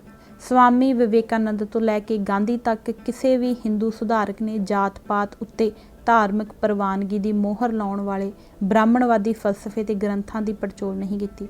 ਅਜਿਹੀ ਪੜਚੋਲ ਤੋਂ ਸਗੋਂ ਉਹਨਾਂ ਸੁਚੇਤ ਰੂਪ ਵਿੱਚ ਟਾਲਾ ਵੱਟਿਆ ਹੈ। ਕਾਰਨ ਇਹ ਕਿ ਉਹ ਜਾਤ-ਪਾਤ ਦੇ ਰੋਗ ਦਾ ਪੂਰਨ ਖਾਤਮਾ ਨਹੀਂ ਸਨ ਚਾਹੁੰਦੇ, ਉਹ ਇਸ ਦੇ ਕੁਝ ਕੁ ਵਧੇਰੇ ਚੁਭਵੇਂ ਇਜ਼ਹਾਰਾਂ ਨੂੰ ਹੀ ਦੂਰ ਕਰਨਾ ਚਾਹੁੰਦੇ ਸਨ। ਉਹ ਜਾਣਦੇ ਸਨ ਕਿ ਹਿੰਦੂ ਸਮਾਜ ਦੇ ਚੌਕਟੇ ਵਿੱਚ ਰਹਿੰਦਿਆਂ ਹੋਇਆਂ ਜਾਤ-ਪਾਤ ਦਾ ਪੂਰਨ ਖਾਤਮਾ ਸੰਭਵ ਨਹੀਂ ਹੋ ਸਕਦਾ, ਇਸ ਵਿੱਚ ਕੁਝ ਸੁਧਾਰ ਹੀ ਕੀਤਾ ਜਾ ਸਕਦਾ ਹੈ। ਆਪਣੀ ਹਿੰਦੂ ਪਛਾਣ ਕਾਇਮ ਰੱਖਦਾ ਹੋਇਆ ਕੋਈ ਜਾਤ-ਪਾਤ ਦੇ ਰੋਗ ਤੋਂ ਪੂਰਨ ਛੁਟਕਾਰਾ ਨਹੀਂ ਪਾ ਸਕਦਾ। ਉਹ ਜੋ ਵੱਧ ਤੋਂ ਵੱਧ ਕਰ ਸਕਦਾ ਹੈ, ਇਸ ਦੀ ਕਠੋਰਤਾ ਘਟਾ ਸਕਦਾ ਹੈ। ਹਿੰਦੂ ਸਮਾਜ ਦੇ ਦਾਇਰੇ ਤੋਂ ਬਾਹਰ ਨਿਕਲ ਕੇ ਹੀ ਇਸ ਦਾ ਪੂਰਨ ਖਾਤਮਾ ਸੰਭਵ ਹੋ ਸਕਦਾ ਹੈ। ਗੁਰੂ ਨਾਨਕ ਦੇਵ ਜੀ ਨੇ ਇਸ ਤਰ੍ਹਾਂ ਹੀ ਕੀਤਾ ਸੀ। ਉਹਨਾਂ ਨੇ ਜਾਤ-ਪਾਤ ਦੇ ਵਿਰੋਧ ਨੂੰ ਇਸ ਦੇ ਕੁਝ ਕੁ ਪੱਖਾਂ ਦੀ ਪੜਚੋਲ ਤੱਕ ਹੀ ਸੀਮਿਤ ਨਹੀਂ ਸੀ ਕੀਤਾ। ਉਹਨਾਂ ਨੇ ਇਸ ਵਿਵਸਥਾ ਨੂੰ ਜੜ੍ਹਾਂ ਤੋਂ ਲੈ ਕੇ ਸਿਰ ਤੱਕ ਸਾਲਮ ਰੂਪ ਵਿੱਚ ਹਮਲੇ ਦਾ ਨਿਸ਼ਾਨਾ ਬਣਾਇਆ ਸੀ। ਉਹਨਾਂ ਨੇ ਇਸ ਨੂੰ ਵਾਜਬੀਅਤ ਮੁਹੱਈਆ ਕਰਦੇ ਧਾਰਮਿਕ ਫਲਸਫੇ ਦਾ ਝੂਠੀ ਮਨ ਕੀ ਮੱਤ ਕਹਿ ਕੇ ਤਿੱਖਾ ਖੰਡਨ ਕੀਤਾ ਅਤੇ ਇਸ ਨੂੰ ਤਾਕਤ ਪ੍ਰਦਾਨ ਕਰਨ ਵਾਲੀਆਂ ਸੰਸਥਾਵਾਂ ਨੂੰ ਰੱਦ ਕਰਕੇ ਵੱਖਰੀਆਂ ਦਾਰਸ਼ਨਿਕ ਧਾਰਮਿਕ ਬੁਨਿਆਦਾਂ ਉੱਤੇ ਇੱਕ ਨਵੇਂ ਸਮਾਜ ਦੀ ਸਿਰਜਣਾ ਦਾ ਮੁੱਢ ਬਣਿਆ। ਡਾਕਟਰ ਅੰਬੇਦਕਰ ਨੇ ਸ਼ਾਇਦ ਜਾਤ-ਪਾਤ ਦੇ ਮਸਲੇ ਪ੍ਰਤੀ ਗੁਰੂ ਸਾਹਿਬ ਵੱਲੋਂ ਅਪਣਾਈ ਇਸ ਪਹੁੰਚ ਨੂੰ ਧਿਆਨ ਵਿੱਚ ਰੱਖਦੇ ਹੋਏ ਹੀ ਇਹ ਪਤੇ ਦੀ ਗੱਲ ਕਹੀ ਸੀ ਕਿ ਅਲੱਗ-ਅਲੱਗ ਜਾਤੀਆਂ ਦੇ ਲੋਕਾਂ ਵੱਲੋਂ ਸਾਂਝਾ ਖਾਣਾ ਖਾ ਲੈਣ ਅਤੇ ਅੰਤਰ ਜਾਤੀ ਵਿਆਹ ਰਚਾਉਣ ਨਾਲ ਹੀ ਜਾਤ-ਪਾਤ ਦਾ ਖਾਤਮਾ ਸੰਭਵ ਨਹੀਂ ਹੋ ਸਕਦਾ। ਇਸ ਦੇ ਵਾਸਤੇ ਉਸ ਧਾਰਮਿਕ ਚਿੰਤਨ ਨੂੰ ਰੱਦ ਕਰਨਾ ਜ਼ਰੂਰੀ ਹੈ ਜੋ ਇਸ ਨੂੰ ਵਾਜਬੀਅਤ ਅਤੇ ਤਾਕਤ ਪ੍ਰਦਾਨ ਕਰਦਾ ਹੈ। ਜਾਤ-ਪਾਤ ਦਾ ਖਾਤਮਾ ਸਤਿਗੁਰਾਂ ਦੇ ਰੂਹਾਨੀ ਮਿਸ਼ਨ ਦਾ ਇੱਕ ਪੜਾਅ ਸੀ, ਉਹਨਾਂ ਦੇ ਆਤਮਿਕ ਨਿਜ਼ਾਮ ਦਾ ਜ਼ਰੂਰੀ ਹਿੱਸਾ ਸੀ। ਇਸ ਬ੍ਰਾਹਮਣਵਾਦੀ ਲਾਨਤ ਦਾ ਖਾਤਮਾ ਮਨੁੱਖਤਾ ਦੀ ਮੁਕਤੀ ਲਈ ਜ਼ਰੂਰੀ ਸ਼ਰਤ ਸੀ। ਇਸ ਕਰਕੇ ਸਾਂਝੇ ਲੰਗਰ ਨੂੰ ਇੱਕ ਸੁਧਾਰਵਾਦੀ ਕਦਮ ਵਜੋਂ ਲੈਣ ਦੀ ਥਾਵੇਂ ਗੁਰੂ ਸਾਹਿਬ ਨੇ ਇਸ ਨੂੰ ਉੱਚੇ ਰੂਹਾਨੀ ਅਰਥ ਪ੍ਰਦਾਨ ਕਰ ਦਿੱਤੇ। ਲੰਗਰ ਦੀ ਮਹੱਤਤਾ ਇਸ ਦੇ ਆਤਮਿਕ ਵਿਸ਼ੇਸ਼ਤਾ ਗ੍ਰਹਿਣ ਕਰ ਜਾਣ ਅਥਵਾ ਗੁਰੂ ਦਾ ਲੰਗਰ ਬਣ ਜਾਣ ਵਿੱਚ ਹੈ। ਇਹ ਸਿੱਖਾਂ ਦੀ ਗੁਰੂ ਵੱਲ ਸ਼ਰਧਾ ਦਾ ਠੋਸ ਸੰਸਥਾਈ ਰੂਪ ਸੀ। ਲੰਗਰ ਗੁਰੂ ਦਾ ਸੀ, ਗੁਰੂ ਵਿੱਚ ਵਿਸ਼ਵਾਸ, ਗੁਰੂ ਨੂੰ ਵਫਾਦਾਰੀ, ਉਸ ਅੱਗੇ ਤਨ ਮਨ ਧਨ ਅਰਪਣ ਕਰਨ ਦਾ ਇੱਕ ਅਭਿਆਸ ਸੀ। ਇਹ ਸਿੱਖਾਂ ਲਈ ਕੁਰਬਾਨੀ ਦਾ ਪਹਿਲਾ ਸਬਕ ਸੀ, ਹੰਕਾਰ ਨੂੰ ਕੱਟਣ ਦਾ ਵਸੀਲਾ ਸੀ, ਸਿੱਖ ਹੋਣ ਦਾ ਟੈਸਟ ਸੀ। ਲੰਗਰ ਸਿੱਖਿਆਤ ਦਾ ਸਦੀਵੀ ਅੰਗ ਬਣ ਚੁੱਕਾ ਹੈ। ਸਿੱਖ ਕਿਤੇ ਵੀ ਹੋਵੇ, ਕਿਸੇ ਸਥਿਤੀ ਵਿੱਚ ਵੀ ਹੋਵੇ, ਗੁਰਾਂ ਦਾ ਮਨੁੱਖੀ ਬਰਾਬਰੀ ਦਾ ਸੰਦੇਸ਼ ਉਸ ਦੇ ਅੰਗ ਸੰਗ ਹੈ। ਨਾਮ ਜਪਣ ਵੇਲੇ ਵੀ, ਵੰਡ ਕੇ ਛਕਣ ਵੇਲੇ ਵੀ ਅਤੇ ਕਿਰਤ ਕਰਨ ਵੇਲੇ ਵੀ। ਗੁਰੂ ਸਾਹਿਬ ਨੇ ਆਪਣੇ ਮਿਸ਼ਨ ਨੂੰ ਜਥੇਬੰਦਕ ਸਰੂਪ ਦੇਣ ਅਤੇ ਇਸ ਦੀ ਲਗਾਤਾਰਤਾ ਯਕੀਨੀ ਬਣਾਉਣ ਲਈ ਦੋ ਬਹੁਤ ਹੀ ਅਹਿਮ ਕਦਮ ਪੁੱਟੇ। ਧਰਮ ਪ੍ਰਚਾਰ ਦੇ ਕਾਰਜ ਨੂੰ ਵਿਉਂਤਬੱਧ ਤਰੀਕੇ ਨਾਲ ਚਲਾਉਣ ਲਈ ਉਹਨਾਂ ਨੇ ਜਗ੍ਹਾ ਜਗ੍ਹਾ ਬਕਾਇਦਾ ਕੇਂਦਰ ਸਥਾਪਿਤ ਕਰ ਦਿੱਤੇ, ਜਿਨ੍ਹਾਂ ਨੂੰ ਬਾਅਦ ਵਿੱਚ ਜਾ ਕੇ ਤੀਜੇ ਗੁਰਾਂ ਨੇ ਮੰਜੀਆਂ ਦੀ ਸੰਸਥਾ ਦਾ ਨਾਂ ਦਿੱਤਾ।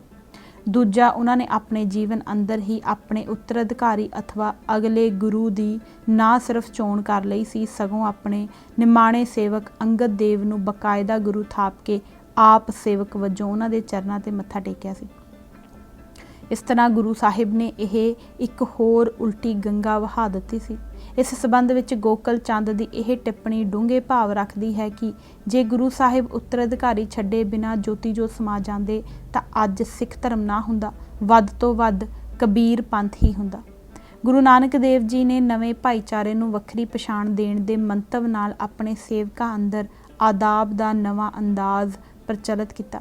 ਇੱਕ ਦੂਜੇ ਨਾਲ ਮਿਲਣ ਮੌਕੇ ਉਹਨਾਂ ਨੇ ਰਾਮ ਰਾਮ ਜਾਂ ਅਸਲਾਮ ਅਲ ਏਕਮ ਦੀ ਥਾਵੇਂ ਸਤ ਕਰਤਾਰ ਕਹਿਣਾ ਆਰੰਭ ਕਰ ਦਿੱਤਾ। ਸੋ ਇਸ ਤਰ੍ਹਾਂ ਸਿੱਖ ਧਰਮ ਦੀ ਅਡਰੀ ਜਥੇਬੰਦੀ ਤੇ ਪਛਾਣ ਸਥਾਪਿਤ ਕਰਨ ਦੀ ਦਿਸ਼ਾ ਵੱਲ ਪੁੱਟੇ ਗਏ ਇਹ ਪਹਿਲੇ ਅਹਿਮ ਕਦਮ ਸਨ। ਇਹ ਉਹ ਬੁਨਿਆਦਾਂ ਸਨ ਜਿਨ੍ਹਾਂ ਉੱਤੇ ਸਿੱਖ ਪੰਥ ਦੀ ਨਿਆਰੀ ਹਸਤੀ ਦਾ ਪੂਰਾ ਢਾਂਚਾ ਉਸਾਰਿਆ ਜਾਣਾ ਸੀ ਅਤੇ ਜਿਸ ਨੂੰ ਸਿਖਰ ਤੇ ਸੰਪੂਰਨਤਾ ਤੱਕ ਲੈ ਜਾਣ ਲਈ ਹਰ ਅਗਲੇ ਗੁਰੂ ਨੇ ਆਪਣੇ ਹਿੱਸੇ ਦਾ ਕਮਾਲ ਦਿਖਾਉਣਾ ਸੀ। ਇਸ ਦੇ ਨਾਲ ਹੀ ਪੰਜਾਬ ਦੇ ਇਤਿਹਾਸ ਦੀ ਇੱਕ ਨਵੀਂ ਧਾਰਾ ਦਾ ਮੁੱਢ ਬੱਝ ਜਾਂਦਾ ਸੀ। ਗੁਰਮੁਖੀ ਲਿਪੀ। ਗੁਰੂ ਨਾਨਕ ਦੇਵ ਜੀ ਦਾ ਬਹੁਤਾ ਵਕਤ ਆਪਣੇ ਸੱਚ ਦਾ ਦੂਰ ਦੂਰ ਤੱਕ ਸੰਚਾਰ ਕਰਨ ਉੱਤੇ ਲੱਗਾ। ਗੁਰੂ ਅੰਗਦ ਦੇਵ ਜੀ ਦੇ ਸਾਹਮਣੇ ਪਹਿਲੇ ਗੁਰੂ ਵੱਲੋਂ ਕੀਤੇ ਕੰਮਾਂ ਨੂੰ ਪੱਕੇ ਪੈਰੀਂ ਕਰਨ, ਉਹਨਾਂ ਦੇ ਮਿਸ਼ਨ ਦੀ ਸ਼ੁੱਧਤਾ ਤੇ ਲਗਾਤਾਰਤਾ ਬਣਾਈ ਰੱਖਣ, ਇਸ ਉੱਤੇ ਹੋਣ ਵਾਲੇ ਅੰਦਰੂਨੀ ਤੇ ਬਾਹਰੀ ਹਮਲਿਆਂ ਤੋਂ ਇਸ ਦੀ ਰੱਖਿਆ ਕਰਨ ਅਤੇ ਇਸ ਦਾ ਨਿਰੰਤਰ ਪਸਾਰਾ ਜਾਰੀ ਰੱਖਣ ਦਾ ਕਾਰਜ ਦਰਪੇਸ਼ ਸੀ। ਸਭ ਨਾਲੋਂ ਜਿਹੜੀ ਵੱਡੀ ਸਮੱਸਿਆ ਉਹਨਾਂ ਮਹਿਸੂਸ ਕੀਤੀ ਉਹ ਇਹ ਸੀ ਕਿ ਗੁਰੂ ਨਾਨਕ ਦੇਵ ਜੀ ਦੇ ਜੀਵਨ ਤੇ ਫਲਸਫੇ ਬਾਰੇ ਮੂੰਹੋਂ ਮੂੰਹ ਚੱਲ ਰਹੀ ਪਰੰਪਰਾ ਵਿੱਚ ਕੋਈ ਤਰਤੀਬ ਤੇ ਇਕਸਾਰਤਾ ਨਹੀਂ ਸੀ। ਇਸ ਬਾਰੇ ਬਹੁਤ ਹੀ ਅਲੱਗ-ਅਲੱਗ ਮਤ ਅਤੇ ਸਾਖੀਆਂ ਪ੍ਰਚਲਿਤ ਹੋ ਗਈਆਂ ਸਨ। ਮਿਸ਼ਨ ਦੀ ਸ਼ੁੱਧਤਾ ਲਈ ਇਹ ਸਥਿਤੀ ਬਹੁਤ ਜ਼ਿਆਦਾ ਘਾਤਕ ਸੀ। ਇਸ ਕਰਕੇ ਗੁਰੂ ਅੰਗਦ ਦੇਵ ਜੀ ਨੇ ਇਸ ਸਥਿਤੀ ਅੰਦਰ ਸੁਧਾਰ ਲਿਆਉਣ ਲਈ ਤੁਰੰਤ ਜ਼ਰੂਰੀ ਕਦਮ ਪੁੱਟੇ। ਉਸ ਵੇਲੇ ਪੰਜਾਬੀ ਬੋਲੀ ਦੀ ਆਪਣੀ ਸੁਤੰਤਰ ਤੇ ਸੰਪੂਰਨ ਲਿਪੀ ਕੋਈ ਨਹੀਂ ਸੀ। ਆਮ ਕਾਰ ਵਿਹਾਰ ਲਈ ਜਿੰਨੀ ਕੁ ਲੋੜ ਪੈਂਦੀ ਸੀ ਉਹ ਲੰਡੇ ਸਾਰੀ ਜਾਂਦੇ ਸਨ, ਪਰ ਕਿਉਂਕਿ ਲੰਡਿਆਂ ਵਿੱਚ ਲਗਾ ਮਾਤਰਾ ਦਾ ਕੋਈ ਹਿਸਾਬ ਕਿਤਾਬ ਨਹੀਂ ਸੀ, ਇਸ ਕਰਕੇ ਉਹਨਾਂ ਵਿੱਚ ਗੁਰੂ ਦਾ ਸੱਚ ਸਾਂਭ ਰੱਖਣਾ ਅਸੰਭਵ ਸੀ। ਲਗਾ ਮਾਤਰਾ ਦੇ ਇੱਧਰ ਉੱਧਰ ਹੋਣ ਨਾਲ ਗੁਰਬਾਣੀ ਦੇ ਅਰਥਾਂ ਵਿੱਚ ਬਹੁਤ ਫਰਕ ਪੈ ਸਕਦਾ ਸੀ। ਇਸ ਨਾਲ ਕੁਰਾਹੇ ਦਾ ਖਤਰਾ ਵੱਧ ਜਾਂਦਾ ਸੀ। ਇਸ ਕਰਕੇ ਗੁਰੂ ਅੰਗਦ ਦੇਵ ਜੀ ਨੇ ਪੰਜਾਬੀ ਬੋਲੀ ਦੀ ਆਪਣੀ ਲਿਪੀ ਨੂੰ ਸੰਵਾਰ ਨਿਖਾਰ ਕੇ ਸੰਪੂਰਨ ਬਣਾਇਆ ਅਤੇ ਇਸ ਨੂੰ ਗੁਰਮੁਖੀ ਦੇ ਨਾਂ ਨਾਲ ਨਿਵਾਜਿਆ। ਉਹਨਾਂ ਨੇ ਇਸ ਲਿਪੀ ਨੂੰ ਆਮ ਲੋਕਾਂ ਅੰਦਰ ਮਕਬੂਲ ਕਰਨ ਲਈ ਜ਼ੋਰਦਾਰ ਉਪਰਾਲੇ ਕੀਤੇ। ਉਹਨਾਂ ਨੇ ਗੁਰੂ ਨਾਨਕ ਦੇਵ ਜੀ ਦੀ ਖਿਲਰੀ ਪੁਲਰੀ ਬਾਣੀ ਨੂੰ ਇੱਕ ਜਗ੍ਹਾ ਇਕੱਤਰ ਕਰਕੇ ਪੋਥੀ ਦਾ ਰੂਪ ਦਿੱਤਾ ਅਤੇ ਇਸ ਦੀਆਂ ਨਕਲਾਂ ਤਿਆਰ ਕਰਕੇ ਸਾਰੇ ਕੇਂਦਰਾਂ 'ਤੇ ਪਹੁੰਚਾਈਆਂ। ਨਾਲ ਹੀ ਉਹਨਾਂ ਗੁਰੂ ਨਾਨਕ ਦੇਵ ਜੀ ਦੇ ਜੀਵਨ ਤੇ ਫਲਸਫੇ ਸੰਬੰਧੀ ਮੂੰਹੋਂ ਮੂੰਹ ਪ੍ਰਚਲਿਤ ਸਾਖੀਆਂ ਨੂੰ ਬਜਵੀਂ ਤਰਤੀਬ ਅਤੇ ਲਿਖਤੀ ਰੂਪ ਦੇ ਕੇ ਸੰਭਾਲਣ ਦੀ ਦਿਸ਼ਾ ਵੱਲ ਵੀ ਜ਼ਰੂਰੀ ਕਦਮ ਪੁੱਟੇ। ਗੁਰੂ ਸਾਹਿਬ ਦੁਆਰਾ ਉਠਾਏ ਗਏ ਇਹ ਕਦਮ ਬਹੁਤ ਹੀ ਡੂੰਘੇ ਭਾਵ ਰੱਖਦੇ ਸਨ। ਲੋਕਾਂ ਦੇ ਕਿਸੇ ਵਰਗ ਅੰਦਰ ਭਾਵਾਂ ਦੀ ਸਾਂਝ ਪੈਦਾ ਕਰਨ ਵਿੱਚ ਭਾਸ਼ਾ ਦੀ ਕੁੰਜੀਵਤ ਭੂਮਿਕਾ ਦੇ ਤੱਥ ਨੂੰ ਹਰ ਸਮਾਜ ਸ਼ਾਸਤਰੀ ਨੇ ਮੰਨਿਆ ਹੈ। ਧਰਮ ਦਾ ਸੰਦੇਸ਼ ਜੇਕਰ ਲੋਕਾਂ ਨੂੰ ਉਹਨਾਂ ਦੀ ਆਪਣੀ ਮਾਂ ਬੋਲੀ ਵਿੱਚ ਨਹੀਂ ਦਿੱਤਾ ਜਾਂਦਾ ਤਾਂ ਇਹ ਉਹਨਾਂ ਦੇ ਹਿਰਦਿਆਂ ਅੰਦਰ ਡੂੰਘਾ ਨਹੀਂ ਉਤਰਦਾ, ਇਹ ਉਹਨਾਂ ਦੀਆਂ ਰੂਹਾਂ ਨੂੰ ਨਹੀਂ ਛੋਹ ਪਾਉਂਦਾ। ਹਿੰਦੂ ਸਮਾਜ ਅੰਦਰ ਇਤਿਹਾਸਕ ਤੌਰ 'ਤੇ ਹੀ ਏਕਤਾ ਦਾ ਜੋ ਅਭਾਵ ਪ੍ਰਗਟ ਹੁੰਦਾ ਰਿਹਾ ਹੈ, ਉਸ ਦਾ ਇੱਕ ਕਾਰਨ ਇਹ ਵੀ ਹੈ ਕਿ ਬ੍ਰਾਹਮਣ ਵਰਗ ਨੇ ਹਿੰਦੂ ਸਮਾਜ ਅੰਦਰ ਆਪਣੀ ਨਿਰੰਕੁਸ਼ ਚੌਧਰ ਕਾਇਮ ਕਰਨ ਤੇ ਬਣਾਈ ਰੱਖਣ ਵਾਸਤੇ ਗਿਆਨ ਦਾ ਇੱਕ ਨਿਰਣਾਇਕ ਹਥਿਆਰ ਵਜੋਂ ਇਸਤੇਮਾਲ ਕਰਨ ਦੀ ਰਣਨੀਤੀ ਦੇ ਤਹਿਤ ਧਾਰਮਿਕ ਗ੍ਰੰਥਾਂ ਦੀ ਰਚਨਾ ਲਈ ਉਸ ਭਾਸ਼ਾ ਸੰਸਕ੍ਰਿਤ ਨੂੰ ਚੁਣਿਆ ਜੋ ਸਿਰਫ ਬ੍ਰਾਹਮਣ ਵਰਗ ਲਈ ਹੀ ਰਾਖਵੀਂ ਸੀ ਅਤੇ ਜੋ ਆਮ ਲੋਕਾਂ ਦੀ ਸਮਝ ਤੇ ਪਹੁੰਚ ਤੋਂ ਪਰੇ ਸੀ। ਆਮ ਲੋਕਾਂ ਨੂੰ ਗਿਆਨ ਵਿਹੂਣੇ ਰੱਖਣ ਲਈ ਬ੍ਰਾਹਮਣ ਵਰਗ ਦੀ ਇਹ ਇੱਕ ਸੋਚੀ ਵਿਚਾਰੀ ਹੋਈ ਤਰਕੀਬ ਸੀ। ਇਹ ਇਸ ਵਰਗ ਦੇ ਮਾਨਵ ਵਿਰੋਧੀ ਸੁਭਾਅ ਤੇ ਹਿੱਤਾਂ ਵਿੱਚੋਂ ਨਿਕਲੀ ਗੱਲ ਸੀ।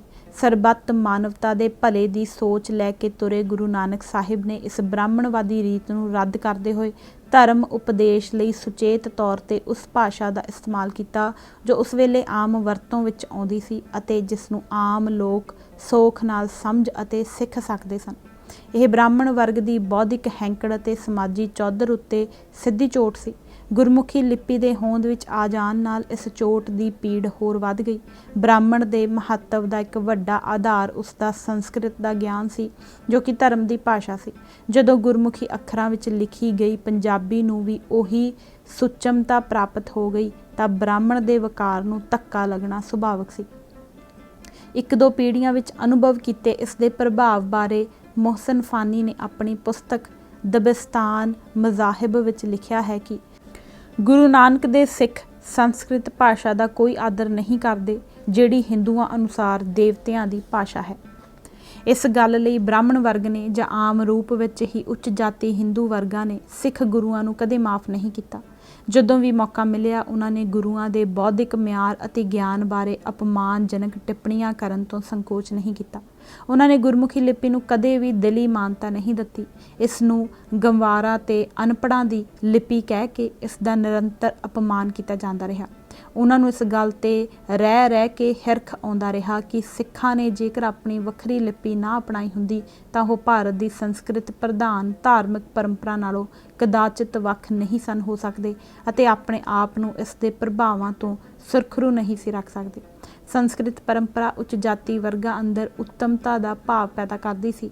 ਉਹ ਹੋਰਨਾਂ ਜਾਤੀਆਂ ਦੇ ਟਾਕਰੇ ਵਿੱਚ ਆਪਣੇ ਆਪ ਨੂੰ ਸ੍ਰੇਸ਼ਟ ਅਨੁਭਵ ਕਰਦੇ ਸਨ। इस करके सिख भाईचारे ਵੱਲੋਂ ਆਪਣੇ ਆਪ ਨੂੰ ਇਸ परंपरा ਨਾਲੋਂ ਵੱਖ ਕਰ ਲੈਣਾ ਅਤੇ ਆਪਣੀ ਸੁਤੰਤਰ ਤੇ ਨਿਆਰੀ ਹਸਤੀ ਦਾ ਦਾਅਵਾ ਕਰਨਾ ਉੱਚ ਜਾਤੀ ਹਿੰਦੂ ਵਰਗਾਂ ਅੰਦਰ ਹਿੰਸਕ ਪ੍ਰਤੀਕਰਮ ਉਪਜਾਉਂਦਾ ਰਿਹਾ। ਕਦੇ ਉਹ ਪਹਾੜੀ ਰਾਜਿਆਂ ਦੇ ਰੂਪ ਵਿੱਚ ਗੁਰੂਆਂ ਉੱਤੇ ਸਿੱਧਾ ਸੈਨਿਕ ਹੱਲਾ ਬੋਲਣ ਦਾ ਪਾਪ ਕਰਦੇ ਰਹੇ ਅਤੇ ਕਦੇ ਲੁਕਵੀਆਂ ਸਾਜ਼ਿਸ਼ਾਂ ਦੇ ਤਾਣੇ ਬੁਣਦੇ ਰਹੇ। ਗੋਕਲ ਚੰਦ ਨਾਰੰਗ ਨੇ ਇਹਨਾਂ ਹਿੰਦੂ ਭਾਵਾਂ ਨੂੰ ਇਹਨਾਂ ਸ਼ਬਦਾਂ ਵਿੱਚ ਪ੍ਰਗਟ ਕੀਤਾ ਹੈ। ਰਾਸ਼ਟਰੀ ਦ੍ਰਿਸ਼ਟੀਕੋਣ ਤੋਂ ਇਹ ਕਿੰਤੂ ਕੀਤਾ ਜਾਂਦਾ ਹੈ ਕਿ ਨਵੀਨ ਭਾਵ ਕਿ ਗੁਰਮੁਖੀ ਲਿਪੀ ਨੇ ਹਿੰਦੂਆਂ ਤੇ ਸਿੱਖਾਂ ਵਿਚਕਾਰ ਝਗੜੇ ਦਾ ਇੱਕ ਨਵਾਂ ਕਾਰਨ ਖੜਾ ਕਰ ਦਿੱਤਾ ਅਤੇ ਭਾਵੀ ਹਿੰਦੂ ਸੁਧਾਰਕਾਂ ਦੇ ਰਾਹ ਵਿੱਚ ਸਮੁੱਚੀ ਹਿੰਦੂ ਜਾਤੀ ਦੇ ਸੰਗਠਨ ਲਈ ਇੱਕ ਨਵੀਂ ਸਮੱਸਿਆ ਪੈਦਾ ਕਰ ਦਿੱਤੀ। ਇਹ ਕਿੰਤੂ ਵੀ ਕੀਤਾ ਜਾ ਸਕਦਾ ਹੈ ਕਿ ਇਹ ਅਣਘੜ ਅਤੇ ਅਪੂਰਨ ਹੈ ਅਥਵਾ ਇਸ ਦੀ ਕੋਈ ਲੋੜ ਨਹੀਂ। ਨਾਰੰਗ ਦੀ ਉਪਰੋਕਤ ਟੂਕ ਨੂੰ ਜੇਕਰ ਡੂੰਘਾ ਧਿਆਨ ਲਾ ਕੇ ਪੜ੍ਹਿਆ ਜਾਵੇ ਤਾਂ ਇਸ ਥੈਲੇ ਵਿੱਚੋਂ ਕਈ ਬਿੱਲੀਆਂ ਬਾਹਰ ਆ ਜਾਂਦੀਆਂ ਹਨ। ਸਭ ਨਾਲੋਂ ਪਹਿਲੀ ਗੱਲ, ਲੇਖਕ ਹਿੰਦੂ ਅਤੇ ਰਾਸ਼ਟਰੀ ਪਦਾਂ ਨੂੰ ਸਮਅਰਥੀ ਮੰਨ ਕੇ ਤੁਰਦਾ ਹੈ। ਸਮੁੱਚੀ ਹਿੰਦੂ ਜਾਤੀ ਦੇ ਸੰਗਠਨ ਦੀ ਸਮੱਸਿਆ ਨੂੰ ਉਹ ਸਿੱਧੇ ਰੂਪ ਵਿੱਚ ਹਿੰਦੂ ਸਮੱਸਿਆ ਨਹੀਂ ਕਹਿੰਦਾ, ਉਹ ਇਸ ਨੂੰ ਰਾਸ਼ਟਰੀ ਸਮੱਸਿਆ ਦਾ ਨਾਮ ਦਿੰਦਾ ਹੈ। ਇਹ ਇਕੱਲੇ ਇੱਕ ਨਾਰੰਗ ਦਾ ਦ੍ਰਿਸ਼ਟੀਕੋਣ ਨਹੀਂ ਹੈ, ਇਹ ਸਮੁੱਚੀ ਹਿੰਦੂ ਜਾਤੀ ਦੇ ਭਾਵਾਂ ਦੀ ਤਰਜਮਾਨੀ ਕਰਦਾ ਹੈ। ਅਗਲੀ ਗੱਲ, ਲੇਖਕ ਜਦ ਇਹ ਕਹਿੰਦਾ ਹੈ ਕਿ ਗੁਰਮੁਖੀ ਲਿਪੀ ਨੇ ਸਮੁੱਚੀ ਹਿੰਦੂ ਜਾਤੀ ਦੇ ਸੰਗਠਨ ਲਈ ਨਵੀਂ ਸਮੱਸਿਆ ਪੈਦਾ ਕਰ ਦਿੱਤੀ ਤਾਂ ਉਹ ਇਸ ਗੱਲ ਵਿੱਚ ਕੋਈ ਓਹਲਾ ਨਹੀਂ ਰਹਿਣ ਦਿੰਦਾ ਕਿ ਉਹ ਸਿੱਖ ਭਾਈਚਾਰੇ ਨੂੰ ਹਿੰਦੂ ਜਾਤੀ ਦਾ ਹੀ ਇੱਕ ਅੰਗ ਸਮਝਦਾ ਹੈ, ਵੱਖਰਾ ਤੇ ਸੁਤੰਤਰ ਭਾਈਚਾਰਾ ਨਹੀਂ। ਉਸ ਨੂੰ ਇਸ ਗੱਲ ਦੀ ਭਾਰੀ ਰੰਜਿਸ਼ ਹੈ ਕਿ ਗੁਰਮੁਖੀ ਲਿਪੀ ਦਾ ਨਾਂ ਹੀ ਇਸ ਦੇ ਵਰਤਣ ਵਾਲਿਆਂ ਦੀ ਚੇਤਨਾ ਵਿੱਚ ਇਹ ਭਾਵ ਲਗਾਤਾਰ ਜਗਾਉਂਦਾ ਰਹਿੰਦਾ ਹੈ ਕਿ ਉਹ ਸਾਧਾਰਨ ਹਿੰਦੂ ਜਨਤਾ ਨਾਲੋਂ ਕੁਝ ਵੱਖਰੇ ਹਨ ਅਤੇ ਉਹ ਉਧਾਰ ਪ੍ਰਾਪਤ ਸੁਤੰਤਰ ਅਤੇ ਮੁਕਤ ਹਨ। ਇੱਥੇ ਅਸੀਂ ਕੁਝ ਵੱਖਰੇ ਸ਼ਬਦਾਂ ਤੇ ਜ਼ੋਰ ਇਸ ਕਰਕੇ ਪਾ ਦਿੱਤਾ ਹੈ ਕਿ ਪਾਠਕਾਂ ਨੂੰ ਲੇਖਕ ਨਾਰੰਗ ਦੀ ਚੋਰ ਸ਼ੈਤਾਨੀ ਦੀ ਸਮਝ ਪੈ ਜਾਵੇ।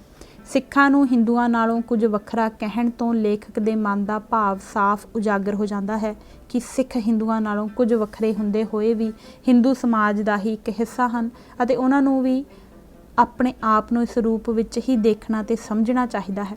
ਹਿੰਦੂ ਮਨ ਨੇ ਸਿੱਖਾਂ ਨੂੰ ਕਿਉਂਕਿ ਕਦੇ ਵੀ ਵੱਖਰਾ ਭਾਈਚਾਰਾ ਤਸਲੀਮ ਨਹੀਂ ਕੀਤਾ, ਇਸ ਕਰਕੇ ਸਿੱਖਾਂ ਵੱਲੋਂ ਦੇਵਨਾਗਰੀ ਨੂੰ ਛੱਡ ਕੇ ਗੁਰਮੁਖੀ ਲਿਪੀ ਅਪਣਾ ਲੈਣ ਦੇ ਗੁਨਾਹ ਨੂੰ ਉਹਨਾਂ ਕਦੇ ਵੀ ਮੁਆਫ ਨਹੀਂ ਕੀਤਾ। ਉਹਨਾਂ ਨੇ ਸਿੱਖਾਂ ਨੂੰ ਕਦੇ ਪ੍ਰੇਰਨਾ ਨਾਲ ਅਤੇ ਕਦੇ ਦਬਕੇ ਮਾਰ ਕੇ ਗੁਰਮੁਖੀ ਨੂੰ ਛੱਡ ਕੇ ਦੇਵਨਾਗਰੀ ਅਪਣਾ ਲੈਣ ਲਈ ਰਜ਼ਾਮੰਦ ਕਰਨ ਦੀਆਂ ਕੋਸ਼ਿਸ਼ਾਂ ਦਾ ਖਹਿੜਾ ਨਹੀਂ ਛੱਡਿਆ। ਆਰੀਆ ਸਮਾਜੀਆਂ ਤੋਂ ਲੈ ਕੇ ਸਨਾਤਨੀਆਂ ਤੱਕ, ਦਇਆਨੰਦ ਤੋਂ ਲੈ ਕੇ ਗਾਂਧੀ ਤੱਕ ਹਰ ਵੰਨਗੀ ਦੇ ਹਿੰਦੂਆਂ ਨੇ ਗੁਰਮੁਖੀ ਦੇ ਵਿਰੁੱਧ ਆਪਣੇ ਮਨ ਦੀ ਭੜਾਸ ਕੱਢਣ ਦਾ ਕੋਈ ਮੌਕਾ ਅਜਾਈ ਨਹੀਂ ਜਾਣ ਦਿੱਤਾ।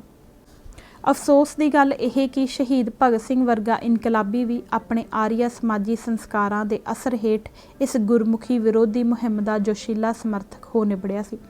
1923-24 ਵਿੱਚ ਪੰਜਾਬ ਹਿੰਦੀ ਸਾਹਿਤ ਸੰਮੇਲਨ ਨਾਂ ਦੀ ਆਰੀਆ ਸਮਾਜੀ ਸੰਸਥਾ ਦੇ ਸੱਦੇ ਤੇ ਪੰਜਾਬ ਦੀ ਭਾਸ਼ਾ ਤੇ ਲਿਪੀ ਦੇ ਮਜ਼ਮੂਨ ਤੇ ਲਿਖੇ ਆਪਣੇ ਲੇਖ, ਜਿਸ ਨੂੰ ਇਨਾਮੀ ਲੇਖ ਕਰਾਰ ਦਿੱਤਾ ਗਿਆ ਸੀ, ਵਿੱਚ ਸ਼ਹੀਦ ਭਗਤ ਸਿੰਘ ਨੇ ਆਪਣੇ ਵਿਚਾਰ ਇਸ ਤਰ੍ਹਾਂ ਪ੍ਰਗਟ ਕੀਤੇ ਸਨ। ਸਾਡੇ ਸਾਹਮਣੇ ਇਸ ਵੇਲੇ ਮੁੱਖ ਸਵਾਲ ਭਾਰਤ ਨੂੰ ਇੱਕ ਰਾਸ਼ਟਰ ਬਣਾਉਣਾ ਹੈ।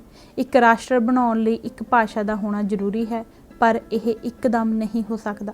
ਉਸ ਦੇ ਲਈ ਕਦਮ ਕਦਮ ਚੱਲਣਾ ਪੈਣਾ ਹੈ। ਜੇ ਅਸੀਂ ਭਾਰਤ ਦੀ ਇੱਕ ਭਾਸ਼ਾ ਨਹੀਂ ਬਣਾ ਸਕੇ ਤਾਂ ਘੱਟੋ ਘੱਟ ਲਿਪੀ ਤਾਂ ਇੱਕ ਬਣਾ ਦੇਣੀ ਚਾਹੀਦੀ ਹੈ। ਗੁਰਮੁਖੀ ਲਿਪੀ ਤਾਂ ਉਰਦੂ ਤੋਂ ਵੀ ਵੱਧ ਅਪੂਰਨ ਹੈ। ਹਿੰਦੀ ਲਿਪੀ ਸਰਵਾਂਗ ਸੰਪੂਰਨ ਹੈ।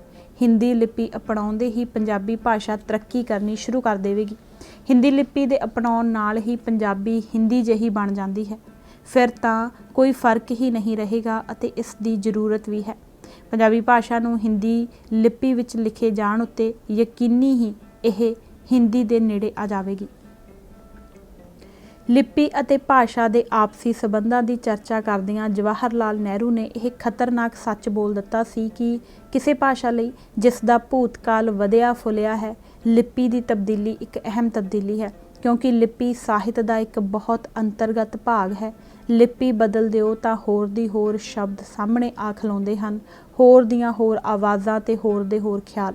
ਪੁਰਾਣੇ ਅਤੇ ਨਵੇਂ ਸਾਹਿਤ ਵਿਚਕਾਰ ਇੱਕ ਨਾ ਸਰ ਹੋਣ ਵਾਲੀ ਰੋਕ ਆ ਖਲੋਂਦੀ ਹੈ ਅਤੇ ਪੁਰਾਣਾ ਸਾਹਿਤ ਇੱਕ ਮਰ ਮੁੱਕ ਚੁੱਕੀ ਵਿਦੇਸ਼ੀ ਭਾਸ਼ਾ ਜਾਪਣ ਲੱਗ ਪੈਂਦਾ ਹੈ। ਜਵਾਹਰ ਲਾਲ ਨਹਿਰੂ ਦੇ ਉਪਰੋਕਤ ਕਥਨ ਤੋਂ ਬਾਅਦ ਇਹ ਗੱਲ ਸਮਝਣੀ ਰਤੀ ਔਖੀ ਨਹੀਂ ਰਹਿ ਜਾਂਦੀ ਕਿ ਹਿੰਦੂ ਵਰਗ ਵੱਲੋਂ ਪੰਜਾਬੀ ਲਈ ਗੁਰਮੁਖੀ ਨੂੰ ਛੱਡ ਕੇ ਦੇਵਨਾਗਰੀ ਅਪਣਾਉਣ ਲਈ ਕਿਉਂ ਇੰਨਾ ਜ਼ੋਰ ਲਾਇਆ ਜਾ ਰਿਹਾ ਸੀ। ਪਰ ਸਿੱਖਾਂ ਦੀ ਗੁਰਮੁਖੀ ਲਿਪੀ ਨਾਲ ਸਾਂਝ ਬਹੁਤ ਗੂੜੀ ਤੇ ਗਹਿਰੀ ਹੈ, ਇੰਨੀ ਗਹਿਰੀ ਕਿ ਕਿਸੇ ਗੈਰ ਸਿੱਖ ਲਈ ਇਸ ਦੀ ਗਹਿਰਾਈ ਦਾ ਪੂਰਾ ਥਾਂ ਪਾ ਲੈਣਾ ਮੁਮਕਿਨ ਨਹੀਂ ਹੈ। ਗੁਰਮੁਖ ਦਾ ਭਾਵ ਹੀ ਗੁਰੂ ਨੂੰ ਅਰਪਿਤ ਹੋਣਾ ਹੈ। ਇਸ ਲਈ ਲਿਪੀ ਦਾ ਨਾਂ ਹੀ ਇਸ ਦੇ ਵਰਤਣ ਵਾਲਿਆਂ ਨੂੰ ਆਪਣੇ ਗੁਰੂ ਪ੍ਰਤੀ ਕਰਤੱਵ ਦਾ ਸੁਝਾਅ ਦਿੰਦਾ ਹੈ। ਗੁਰਮੁਖੀ ਸਿੱਖਾਂ ਨੂੰ ਗੁਰੂ ਦੀ ਸਦੀਵੀ ਯਾਦ ਦਿਲਾਉਂਦੀ ਹੈ, ਉਹਨਾਂ ਅੰਦਰ ਗੁਰੂ ਪ੍ਰਤੀ ਵਫਾਦਾਰੀ ਤੇ ਨਿਸ਼ਠਾ ਦਾ ਭਾਵ ਪੈਦਾ ਕਰਦੀ ਹੈ। ਇਸ ਦੇ ਰਾਹੀਂ ਸਿੱਖਾਂ ਨੂੰ ਗੁਰੂ ਦਾ ਸੱਚ ਸ਼ਬਦ ਪੜ੍ਹਨ ਨੂੰ ਮਿਲਦਾ ਹੈ। ਇਸ ਕਰਕੇ ਇਸ ਨੂੰ ਪੜ੍ਹਨਾ ਵੀ ਗੁਰੂ ਦੀ ਸੇਵਾ ਕਮਾਉਣਾ ਹੈ। ਸਿੱਖਾਂ ਲਈ ਗੁਰਮੁਖੀ ਦੀ ਮਹੱਤਤਾ ਵਿਹਾਰਕ ਨਹੀਂ ਰਹੀ, ਇਹ ਆਤਮਿਕ ਭਾਵ ਗ੍ਰਹਿਣ ਕਰ ਗਈ ਹੈ। ਇਸ ਨੂੰ ਪੜ੍ਹਨਾ ਸਿੱਖਾਂ ਦੇ ਸਿਮਰਨ ਦਾ ਅੰਗ ਬਣ ਗਿਆ ਹੈ, ਉਹਨਾਂ ਦਾ ਜ਼ਰੂਰੀ ਧਾਰਮਿਕ ਕਰਤੱਵ। ਇਸ ਕਰਤੱਵ ਦੀ ਪਾਲਣਾ ਸਿੱਖਾਂ ਲਈ ਗੌਰਵ ਦੀ ਗੱਲ ਬਣ ਗਈ ਹੈ। ਪੰਜਾਬੀ ਸਮਾਜ ਦੇ ਜਿਹੜੇ ਹਿੱਸਿਆਂ ਨੇ ਗੁਰਮੁਖੀ ਲਿਪੀ ਪ੍ਰਤੀ ਬੇਮੁਖਤਾ ਧਾਰਨ ਕਰ ਲਈ, ਉਹਨਾਂ ਦਾ ਗੁਰੂ ਤੋਂ ਬੇਮੁਖ ਹੋਣਾ ਪੂਰਵ ਨਿਸ਼ਚਿਤ ਸੀ, ਜਾਂ ਜਿਹੜੇ ਹਿੱਸਿਆਂ ਨੇ ਕਦੇ ਵੀ ਗੁਰੂ ਦੇ ਸਿਧਾਂਤ ਅਤੇ ਮਿਸ਼ਨ ਨੂੰ ਦਿਲੋਂ ਨਹੀਂ ਸੀ ਚਾਹਿਆ, ਉਹਨਾਂ ਦਾ ਗੁਰਮੁਖੀ ਤੋਂ ਬੇਮੁਖ ਹੋ ਜਾਣਾ ਸੁਭਾਵਿਕ ਸੀ। ਇਸ ਨਾਲ ਪੰਜਾਬੀ ਸਮਾਜ 3 ਸਪਸ਼ਟ ਧਾਰਾਵਾਂ ਅਤੇ ਧਿਰਾਂ ਵਿੱਚ ਵੰਡਿਆ ਗਿਆ। ਤਿੰਨਾਂ ਧਾਰਾਵਾਂ ਦੇ ਪ੍ਰੇਰਨਾ ਸਰੋਤ, ਰਾਹ ਦਰਸਾਊ ਸਿਧਾਂਤ, ਲੋਕਾਚਾਰ, ਵਿਸ਼ਵਾਸ ਤੇ ਸੁਭਾਵਿਕ ਵਿਸ਼ੇਸ਼ਤਾਵਾਂ ਅਲੱਗ-ਅਲੱਗ ਹੋ ਨਿਬੜੀਆਂ। ਇਸ ਕਦਰ ਅੱਡੋ ਫਾੜ ਹੋਇਆ ਕੋਈ ਭਾਈਚਾਰਾ ਸਿਰਫ ਬੋਲੀ ਦੀ ਸਾਂਝ ਦੇ ਸਿਰ ਤੇ ਹੀ ਇੱਕ ਸੰਯੁਕਤ ਕੌਮੀਅਤ ਦਾ ਦਰਜਾ ਕਿਸ ਤਰ੍ਹਾਂ ਹਾਸਲ ਕਰ ਸਕਦਾ ਸੀ, ਕਿਉਂਕਿ ਸਿੱਖਾਂ ਦਾ ਆਦਿ ਗ੍ਰੰਥ ਤੋਂ ਲੈ ਕੇ ਸਾਰਾ ਹੀ ਧਾਰਮਿਕ ਸਾਹਿਤ ਗੁਰਮੁਖੀ ਲਿਪੀ ਵਿੱਚ ਹੈ। ਇਸ ਕਰਕੇ ਗੁਰਮੁਖੀ ਤੋਂ ਬੇਮੁਖ ਹੋਣ ਦਾ ਅਰਥ ਸਿੱਖ ਧਰਮ ਤੇ ਵਿਰਸੇ ਤੋਂ ਬੇਮੁਖ ਹੋਣਾ ਹੈ। ਪੰਜਾਬੀ ਸਮਾਜ ਦੇ ਜਿਹੜੇ ਹਿੱਸਿਆਂ ਨੇ ਨਾ ਗੁਰੂਆਂ ਦੀ ਬਾਣੀ ਪੜ੍ਹੀ ਜਾਂ ਸਰਵਣ ਕੀਤੀ, ਨਾ ਗੁਰੂਆਂ ਦੇ ਜੀਵਨ ਬਿਰਤਾਂਤ ਪੜ੍ਹੇ ਜਾਂ ਸਰਵਣ ਕੀਤੇ, ਉਹਨਾਂ ਦੇ ਮਨਾਂ ਅੰਦਰ ਗੁਰੂਆਂ ਦੇ ਰਾਹ ਉੱਤੇ ਚੱਲਣ ਦੀ ਆਰਜ਼ੂ ਕਿਵੇਂ ਪੈਦਾ ਹੋ ਸਕਦੀ ਸੀ। ਇਸ ਕਰਕੇ ਮਨੁੱਖੀ ਬਰਾਬਰੀ ਤੇ ਆਜ਼ਾਦੀ ਲਈ ਇਤਿਹਾਸ ਅੰਦਰ ਜੋ ਕੁਰਬਾਨੀਆਂ ਸਿੱਖਾਂ ਨੇ ਕੀਤੀਆਂ ਹਨ, ਪੰਜਾਬੀ ਸਮਾਜ ਦੇ ਗੈਰ ਸਿੱਖ ਹਿੱਸਿਆਂ ਨੇ ਨਹੀਂ ਕੀਤੀਆਂ। ਇਹ ਕੋਈ ਫਿਰਕੂ ਕਥਨ ਨਹੀਂ ਹੈ, ਇਹ ਇਤਿਹਾਸ ਦਾ ਨੰਗਾ ਸੱਚ ਹੈ। ਪਹਿਲੇ ਪੰਗਤ ਪਾਛੇ ਸੰਗਤ। ਗੁਰੂ ਅਮਰਦਾਸ ਜੀ ਦਾ ਗੁਰਿਆਈ ਹਾਸਲ ਕਰਨਾ ਸਿੱਖ ਧਰਮ ਦੇ ਇਤਿਹਾਸ ਅੰਦਰ ਇੱਕ ਮੋੜ ਬਿੰਦੂ ਸੀ। ਉਹਨਾਂ ਨੇ ਹਿੰਦੂ ਸਮਾਜੀ ਰੀਤਾਂ ਦੇ ਤੇਜ਼ ਝੁੱਲ ਰਹੇ ਝੱਖੜ ਤੋਂ ਸਿੱਖੀ ਦੇ ਨਵ ਪੁੰਗਰੇ ਬੂਟੇ ਦੀ ਰੱਖਿਆ ਕਰਨ ਲਈ ਇਸ ਦੇ ਦੁਆਲੇ ਸੁਰੱਖਿਆ ਦੀ ਵਾੜ ਖੜੀ ਕਰ ਦਿੱਤੀ। ਇਸ ਨਾਲ ਸਿੱਖੀ ਦੇ ਬੂਟੇ ਨੂੰ ਵਧਣ ਤੇ ਫਲਣ ਦਾ ਮੌਕਾ ਮਿਲ ਗਿਆ। ਲੋਕਾਂ ਦੇ ਮਨਾਂ ਉੱਤੇ ਬ੍ਰਾਹਮਣਵਾਦ ਦਾ ਵਿਨਾਸ਼ਕਾਰੀ ਪ੍ਰਭਾਵ ਬਹੁਤ ਵਿਆਪਕ ਸੀ। ਇਸ ਦਾ ਜਕੜ ਜੱਫਾ ਬੇਹੱਦ ਮਜ਼ਬੂਤ ਸੀ। ਬ੍ਰਾਹਮਣ ਵਰਗ ਨੇ ਫੋਕੇ ਕਰਮ ਕਾਂਡਾਂ ਤੇ ਰਹੁ ਰੀਤਾਂ ਦਾ ਅਜਿਹਾ ਮਕੜੀ ਜਾਲ ਬੁਣ ਰੱਖਿਆ ਹੋਇਆ ਸੀ ਕਿ ਲੋਕਾਂ ਦੇ ਨਿੱਜੀ ਤੇ ਸਮਾਜਿਕ ਜੀਵਨ ਨਾਲ ਸੰਬੰਧਿਤ ਕੋਈ ਵੀ ਕਾਰਜ ਬ੍ਰਾਹਮਣ ਦੀ ਪੁਸ਼ਟੀ ਬਗੈਰ ਸੰਪੂਰਨ ਨਹੀਂ ਸੀ ਹੁੰਦਾ। ਮਨੁੱਖ ਦੀ ਰੂਹਾਨੀ ਤਰੱਕੀ ਤੇ ਮੁਕਤੀ ਲਈ ਬ੍ਰਾਹਮਣਵਾਦ ਦੁਆਰਾ ਵਿਛਾਏ ਫੋਕੇ ਕਰਮ ਕਾਂਡਾਂ ਦੇ ਇਸ ਜਾਲ ਨੂੰ ਕੱਟਣਾ ਜ਼ਰੂਰੀ ਸੀ। ਗੁਰੂ ਨਾਨਕ ਦੇਵ ਜੀ ਨੇ ਆਪਣੀ ਬਾਣੀ ਵਿੱਚ ਅਜਿਹੇ ਅਮਲਾਂ ਦੀ ਤਿੱਖੀ ਨੁਕਤਾਚੀਨੀ ਕੀਤੀ ਸੀ ਅਤੇ ਲੋਕਾਂ ਨੂੰ ਇਹਨਾਂ ਗੱਲਾਂ ਦਾ ਤਿਆਗ ਕਰਨ ਦੀ ਜ਼ੋਰਦਾਰ ਪ੍ਰੇਰਨਾ ਕੀਤੀ ਸੀ। ਗੁਰੂ ਅਮਰਦਾਸ ਜੀ ਨੇ ਇਸ ਦਿਸ਼ਾ ਵਿੱਚ ਠੋਸ ਅਮਲੀ ਕਦਮ ਪੁੱਟੇ। ਹਿੰਦੂ ਸਮਾਜ ਅੰਦਰ ਹਰ ਰਸਮ ਵੇਦਾਂ 'ਚੋਂ ਮੰਤਰ ਉਚਾਰਨ ਨਾਲ ਸੰਪੰਨ ਹੁੰਦੀ ਸੀ। ਵੇਦਾਂ ਦਾ ਉਚਾਰਨ ਕੇਵਲ ਤੇ ਕੇਵਲ ਬ੍ਰਾਹਮਣ ਹੀ ਕਰ ਸਕਦਾ ਸੀ। ਇਸ ਢੰਗ ਨਾਲ ਲੋਕ ਬ੍ਰਾਹਮਣਾਂ ਦੀ ਪੁਜਾਰੀ ਜਮਾਤ ਦੇ ਮੁਤਾਜ ਬਣੇ ਹੋਏ ਸਨ। ਇਸ ਮੁਤਾਜਗੀ ਨੂੰ ਦੂਰ ਕਰਨ ਲਈ ਗੁਰੂ ਸਾਹਿਬ ਨੇ ਵੇਦਾਂ ਦੇ ਉਚਾਰਨ ਦੀ ਰੀਤ ਬੰਦ ਕਰਕੇ ਸਾਰੀਆਂ ਰਹੁ ਰੀਤਾਂ ਗੁਰਬਾਣੀ ਦੀ ਸਹਾਇਤਾ ਨਾਲ ਅਦਾ ਕਰਨ ਦੀ ਨਵੀਂ ਰੀਤ ਚਾਲੂ ਕੀਤੀ। ਉਹਨਾਂ ਨੇ ਹਰ ਰਸਮ ਨੂੰ ਇੰਨਾ ਸਰਲ ਬਣਾ ਦਿੱਤਾ ਕਿ ਇਸ ਵਾਸਤੇ ਕਿਸੇ ਵਿਸ਼ੇਸ਼ ਪੁਜਾਰੀ ਵਰਗ ਦੀ ਜ਼ਰੂਰਤ ਨਹੀਂ ਸੀ। ਜਨਮ, ਵਿਆਹ, ਸ਼ਾਦੀ ਤੇ ਮੌਤ ਜੀਵਨ ਦੇ ਅਹਿਮ ਮੌਕੇ ਹੁੰਦੇ ਹਨ। ਇਹਨਾਂ ਮੌਕਿਆਂ ਵਾਸਤੇ ਹਰ ਸਮਾਜੀ ਭਾਈਚਾਰੇ ਦੇ ਆਪਣੇ ਰਸਮੋ ਰਿਵਾਜ ਤੇ ਰੀਤਾਂ ਹੁੰਦੀਆਂ ਹਨ। ਹਿੰਦੂ ਸਮਾਜਿਕ ਬਣਤਰ ਅਨੁਸਾਰ ਹੋਰਨਾਂ ਮੌਕਿਆਂ ਵਾਂਗ ਇਹਨਾਂ ਮੌਕਿਆਂ ਉੱਤੇ ਵੀ ਬ੍ਰਾਹਮਣਾਂ ਦੀ ਪੁਜਾਰੀ ਜਮਾਤ ਹੀ ਪ੍ਰਧਾਨ ਹੁੰਦੀ ਸੀ। ਗੁਰੂ ਅਮਰਦਾਸ ਜੀ ਨੇ ਇਹਨਾਂ ਸਾਰੇ ਮੌਕਿਆਂ ਵਾਸਤੇ ਨਵੀਆਂ ਰਸਮਾਂ ਤੇ ਰੀਤਾਂ ਪ੍ਰਚਲਿਤ ਕੀਤੀਆਂ, ਜਿਨ੍ਹਾਂ ਰਾਹੀਂ ਬ੍ਰਾਹਮਣ ਤੇ ਉਸ ਦੀ ਵਿਚਾਰਧਾਰਾ ਨੂੰ ਪੂਰੀ ਤਰ੍ਹਾਂ ਨਾਲ ਪਾਸੇ ਕਰ ਦਿੱਤਾ ਗਿਆ।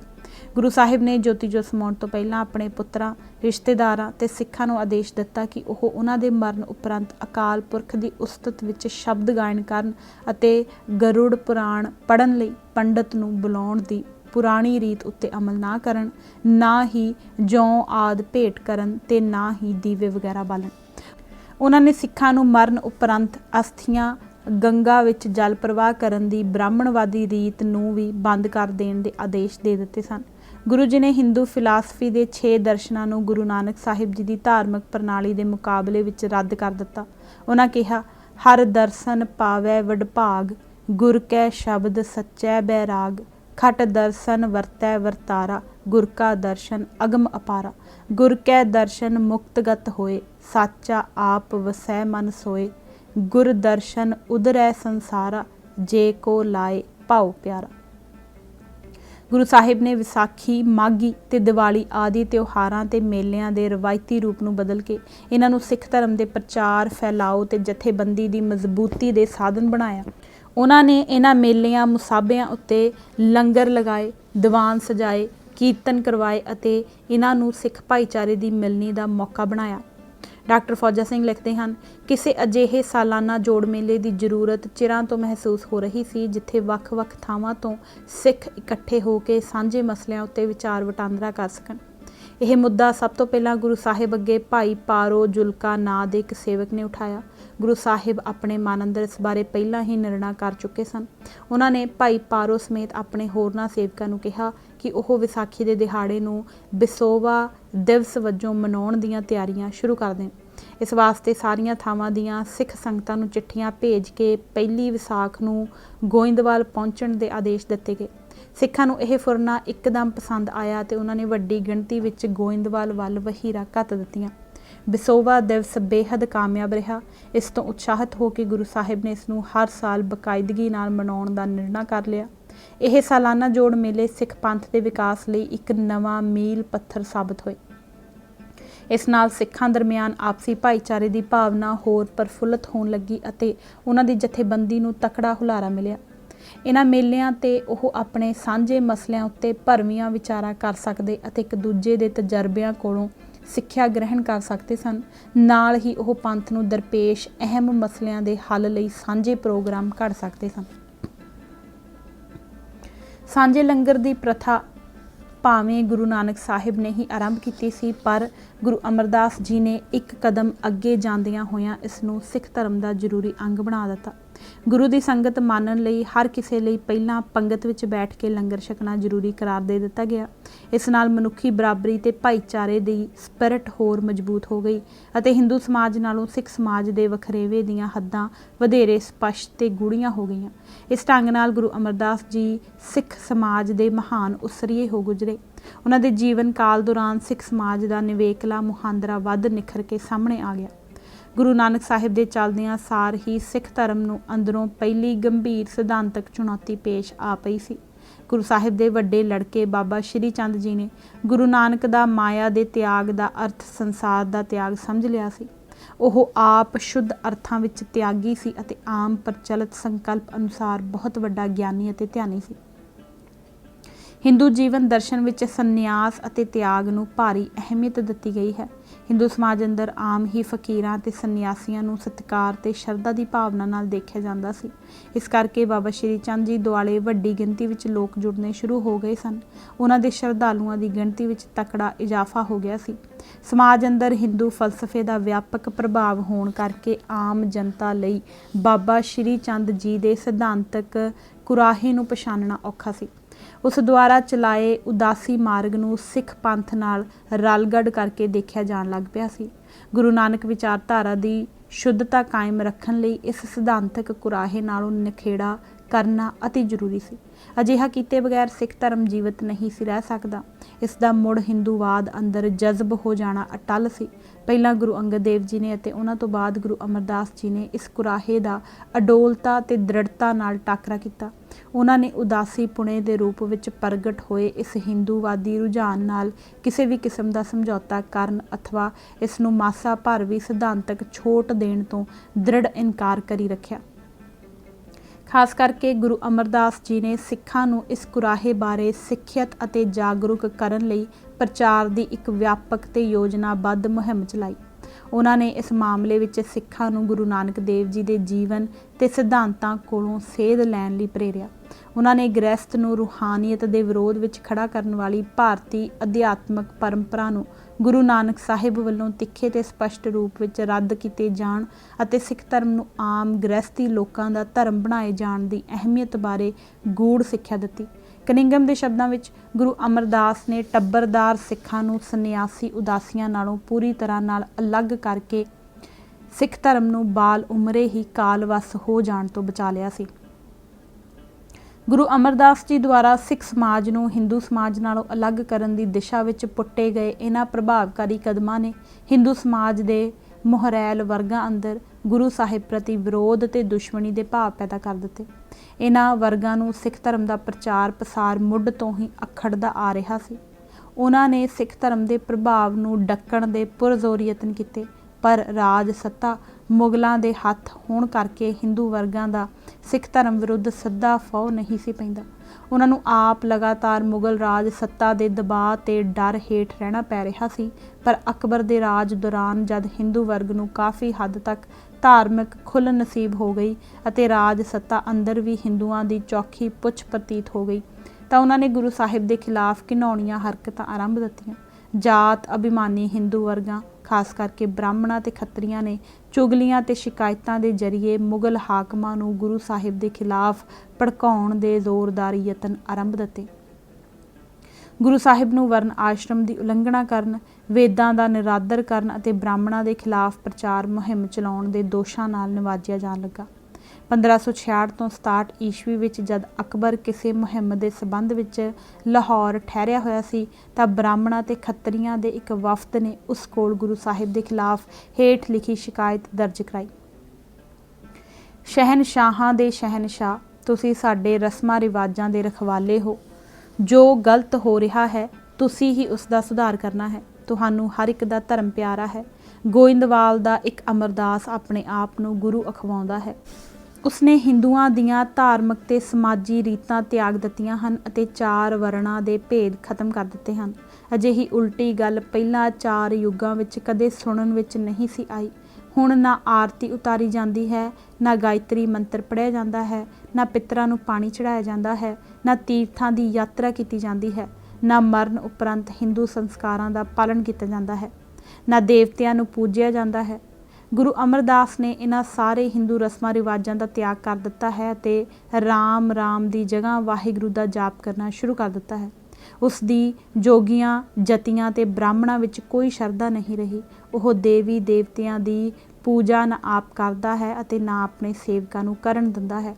ਉਸਨੇ ਆਪਣੇ ਸ਼ਰਧਾਲੂਆਂ, ਜੱਟਾਂ, ਮਰਾਸੀਆਂ, ਮੁਸਲਮਾਨਾਂ, ਬ੍ਰਾਹਮਣਾਂ, ਖੱਤਰੀਆਂ, ਦੁਕਾਨਦਾਰਾਂ, ਜਮਾਦਾਰਾਂ, ਨਾਈਆਂ, ਧੋਬੀਆਂ ਅਤੇ ਤਰਖਾਣਾਂ ਆਦਿ ਸਭ ਨੂੰ ਇੱਕੋ ਪੰਗਤ ਵਿੱਚ ਬਿਠਾ ਕੇ ਭੋਜਨ ਛਕਾਉਣਾ ਸ਼ੁਰੂ ਕਰ ਦਿੱਤਾ ਹੈ। ਉਸਨੇ ਵੱਖਰੀ ਰੀਤ ਚਲਾ ਦਿੱਤੀ ਹੈ। ਅਸੀਂ ਤੁਹਾਡੇ ਮੂਹਰੇ ਫਰਿਆਦ ਕਰਦੇ ਹਾਂ ਅਤੇ ਸ਼ਹਿਨਸ਼ਾਹ ਕੋਲੋਂ ਇਨਸਾਫ ਦੀ ਮੰਗ ਕਰਦੇ ਹਾਂ। ਤੁਸੀਂ ਧਰਮ ਦੀ ਰੱਖਿਆ ਕਰੋ, ਇਸ ਨਾਲ ਤੁਹਾਡੀ ਬਾਦਸ਼ਾਹੀ ਵਧੇ ਫੁੱਲੇਗੀ। ਜੇਕਰ ਉਸ ਨੂੰ ਹੁਣੇ ਨਕੇਲ ਨਾ ਪਾਈ ਗਈ ਤਾਂ ਬਾਅਦ ਵਿੱਚ ਉਸ ਨੂੰ ਕਾਬੂ ਕਰਨਾ ਮੁਸ਼ਕਲ ਹੋ ਜਾਵੇਗਾ। ਬਾਦਸ਼ਾਹ ਅਕਬਰ ਨੇ ਸ਼ਿਕਾਇਤ ਸੰਬੰਧੀ ਸਪਸ਼ਟੀਕਰਨ ਦੇਣ ਲਈ ਗੁਰੂ ਅਮਰਦਾਸ ਜੀ ਨੂੰ ਲਾਹੌਰ ਦਰਬਾਰ ਵਿੱਚ ਹਾਜ਼ਰ ਹੋਣ ਲਈ ਬੁਲਾਵਾ ਭੇਜਿਆ। ਗੁਰੂ ਸਾਹਿਬ ਨੇ ਆਪ ਹਾਜ਼ਰ ਹੋਣ ਦੀ ਥਾਵੇਂ ਭਾਈ ਜੇਠਾ ਜੀ ਨੂੰ ਲੋੜੀਂਦੀਆਂ ਸੇਧਾਂ ਦੇ ਕੇ ਬਾਦਸ਼ਾਹ ਕੋਲ ਸਪਸ਼ਟੀਕਰਨ ਦੇਣ ਲਈ ਭੇਜ ਦਿੱਤਾ। ਭਾਈ ਜੇਠਾ ਜੀ ਨੇ ਬਾਦਸ਼ਾਹ ਦੇ ਹਰ ਸਵਾਲ ਦਾ ਉੱਤਰ ਬਹੁਤ ਨਿਪੁੰਨਤਾ ਨਾਲ ਦਿੱਤਾ। ਭਾਈ ਜੇਠਾ ਜੀ ਦੇ ਉੱਤਰ ਸੁਣ ਕੇ ਬਾਦਸ਼ਾਹ ਦੀ ਪੂਰਨ ਤਸੱਲੀ ਹੋ ਗਈ ਅਤੇ ਉਸਨੇ ਨਾ ਸਿਰਫ ਗੁਰੂ ਸਾਹਿਬ ਦੇ ਖਿਲਾਫ ਸ਼ਿਕਾਇਤ ਥਾਂਏ ਖਾਰਜ ਕਰ ਦਿੱਤੀ, ਸਗੋਂ ਭਾਈ ਜੇਠਾ ਜੀ ਦੇ ਰਾਹੀਂ ਗੁਰੂ ਜੀ ਨੂੰ ਆਪਣੇ ਵੱਲੋਂ ਉਚੇਚਾ ਸਤਿਕਾਰ ਭੇਜਿਆ। ਪਰ ਇਸ ਤੋਂ ਬਾਅਦ ਵੀ ਜਾਤ ਅਭਿਮਾਨੀਆਂ ਨੇ ਗੁਰੂ ਸਾਹਿਬ ਦੇ ਖਿਲਾਫ ਮਨਾਂ ਅੰਦਰ ਜ਼ਹਿਰ ਘੋਲਣਾ ਜਾਰੀ ਰੱਖਿਆ। ਉਹਨਾਂ ਨੇ ਸਿੱਖਾਂ ਨੂੰ ਤੰਗ ਪਰੇਸ਼ਾਨ ਕਰਨ ਲਈ ਮੁਗਲ ਹਕੂਮਤ ਦੇ ਹੇਠਲੇ ਕਰਿੰਦਿਆਂ ਨੂੰ ਰਿਸ਼ਵਤਾਂ ਚਾੜਨ ਦੇ ਭ੍ਰਿਸ਼ਟ ਤੌਰ ਤਰੀਕੇ ਅਪਣਾ ਲਏ। ਸੋ ਅੱਜ ਅਸੀਂ ਇਹ ਭਾਗ ਪੰਨਾ ਨੰਬਰ 199 ਤੱਕ ਹੀ ਪੜ੍ਹਾਂਗੇ। ਧੰਨਵਾਦ ਜੀ। ਹੋਈਆਂ ਭੁੱਲਾਂ ਚੁੱਕਾਂ ਲਈ ਹੱਥ ਜੋੜ ਕੇ ਮੁਆਫੀ। ਵਾਹਿਗੁਰੂ ਜੀ ਕਾ ਖਾਲਸਾ, ਵਾਹਿਗੁਰੂ ਜੀ ਕੀ ਫਤਿਹ।